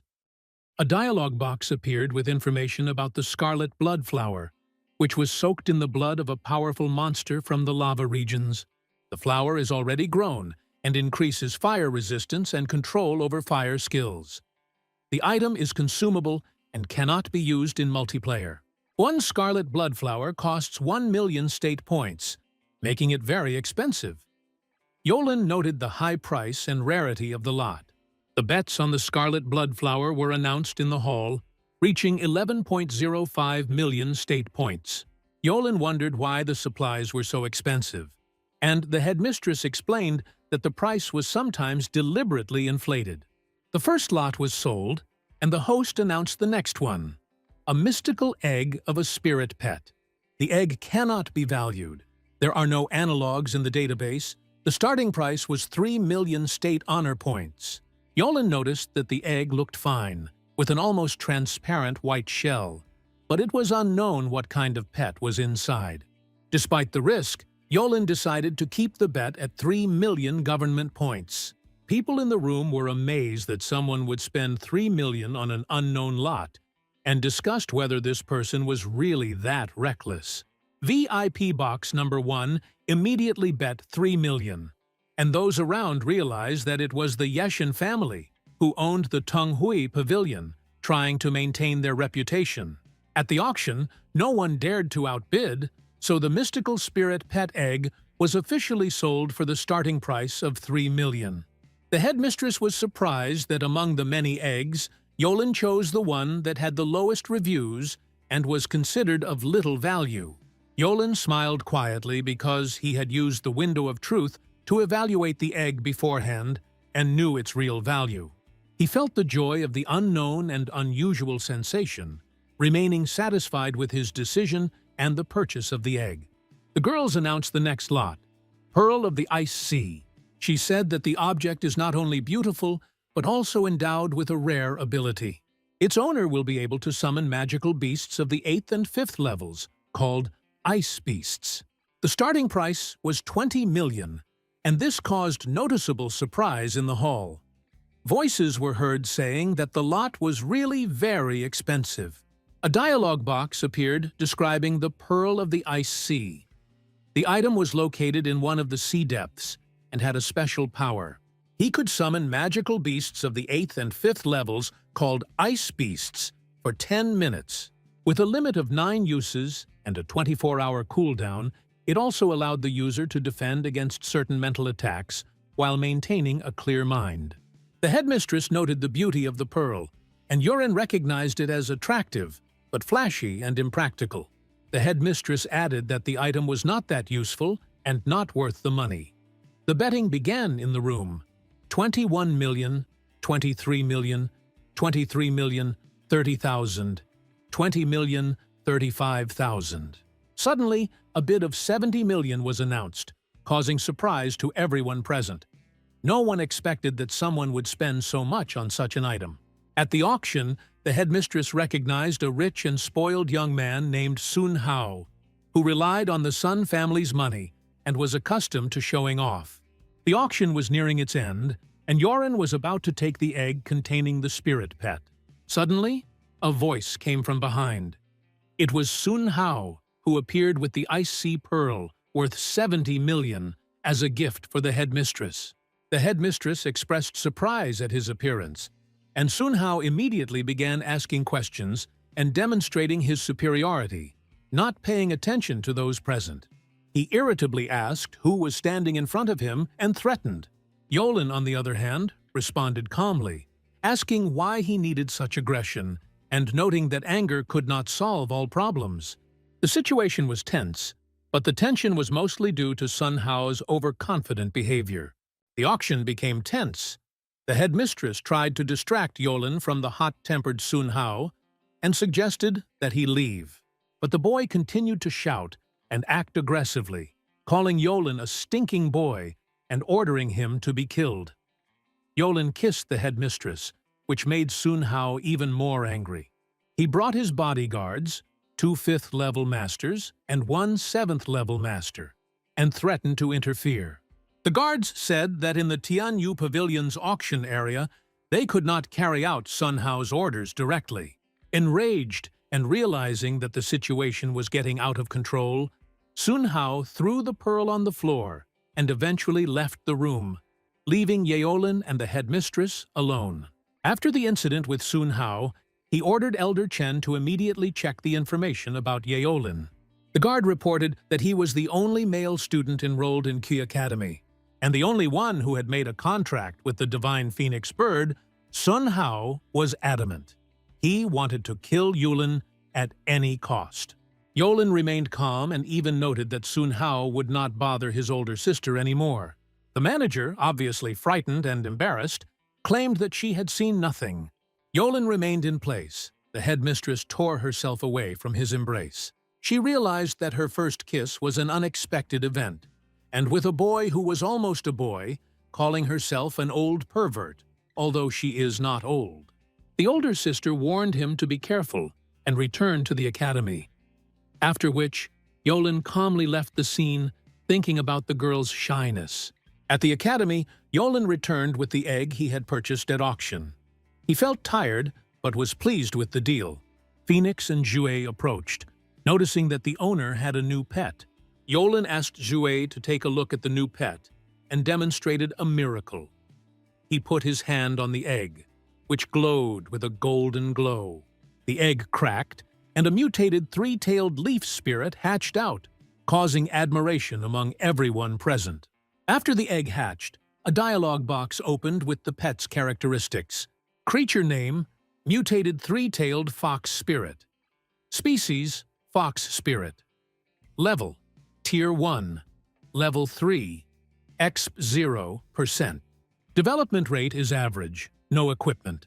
The pet has an innate talent for charm and low-level immunity to mental attacks. Its skills include charm and fox fire. Evolution into a 4-tailed fox is not yet possible. This requires the materials demon foxtail, soul capture bead, and 10 low-level mental power crystals. Yolin reached out to his new pet, trying to pet him gently. The fox, naturally wary, pressed himself against his shoulder. Phoenix noticed his behavior and flared up. She believed that her space was violated. The animal occupied her meat on Yolin's shoulder. Yolin tried to calm her down, reminding her that she had taken human form herself, and there was no need to be so jealous. The atmosphere became lively as the pets began to compete for Yolin's attention. To establish the new order, Yolin suggested coming up with a name for the 3-tailed fox. Phoenix suggested Wang Kai, which surprised Yolin. He, in turn, came up with a longer and more fanciful name, Bai Lin, affectionately known as Xiao Bai. The fox responded happily, as if agreeing with the new name, and Yolin was pleased that peace had been established between the pets. Phoenix noted that the name Balin did not sound as impressive as she would like. Yolin, watching the pets, insisted that they get along with each other. The fox turned his attention to the screen and showed interest. Yolin realized that for full interaction and development, he needed to start by leveling up his new pet, Xiao Bai. In the office of the owner of the Tianyu Pavilion, Shen Fei Yun was with his daughter. He proudly noted that she had easily dealt with the representatives of the Sun family. He confidently stated that no one would be able to intimidate his daughter, the heir to the family. The conversation then turned to his younger brother, Yolin, and his father admitted that he did indeed have outstanding qualities. Once he became the only male disciple accepted into Zhukui Academy as an exception. The daughter, Meng Yao, was embarrassed by this, to which her father joked about his possible sympathy for Yolin. She tried to deny it, but her father's thoughts ironically noted that Yolin had managed to put her in an awkward position. Father came to the conclusion that Yolin was indeed difficult and expressed a desire to meet him in person someday. A week later, many students gathered on the street near the academy. Seong approached Yolin, noting that they hadn't seen each other for a long time, and that his fighting power had noticeably increased during this time. Seong-yu said that she is ready to take part in the competition today. Yolin wasted no time in declaring that he had come to issue a challenge, addressing the second-year leader. The girls around him exclaimed in admiration and surprise, commenting on his courage and self-confidence. Ever since he entered the second year, Yolin actually challenged the second year head to a duel, people whispered. The girls discussed the situation, surprised that Zhou Shiyu would not refuse the challenge. She was indeed strong, and with proper training she could have reached the third level, which would have opened the door for her to move on to the third year. There was tension among the spectators, as Yolin was currently ranked third among the second-year students, and no one knew how the match would end. Elder sister Shiyu was ready to begin, asking if he was ready to fight. Yulin confirmed that he was ready, and the girl eagerly waited to see how far he had progressed. Seong-yi summoned the power of the Storm Dragon and the Diamond Gorilla. Her familiars appeared next to her, ready to fight. The spectators watched this confrontation with interest, discussing the chances of the participants. Yolin shouted, calling Shui to him. The girls watching were amazed by the beauty of Yolin's familiar. They noted that even their own spirit pets could not compare to his being. Sung-yi wondered why Yolin didn't use his divine bird Phoenix. Was he underestimating her? Yolin reassured Seong-yi, telling her not to worry and to trust him. At this moment, the Storm Dragon began its attack, and the Diamond Gorilla, Seong-yi's familiar, rushed to attack. She struck with her powerful fists, but Yolin dodged them in time. A bright light flashed in the sky. The Storm Dragon's energy spilled out as Seong-yi commanded it to unleash its full power. The dragon continued to release magical energy, dealing devastating blows to the enemy. Yolin shouted at Siwei to use her new skill, Death Glare. The girl concentrated and activated the ability, directing deadly energy at the gorilla.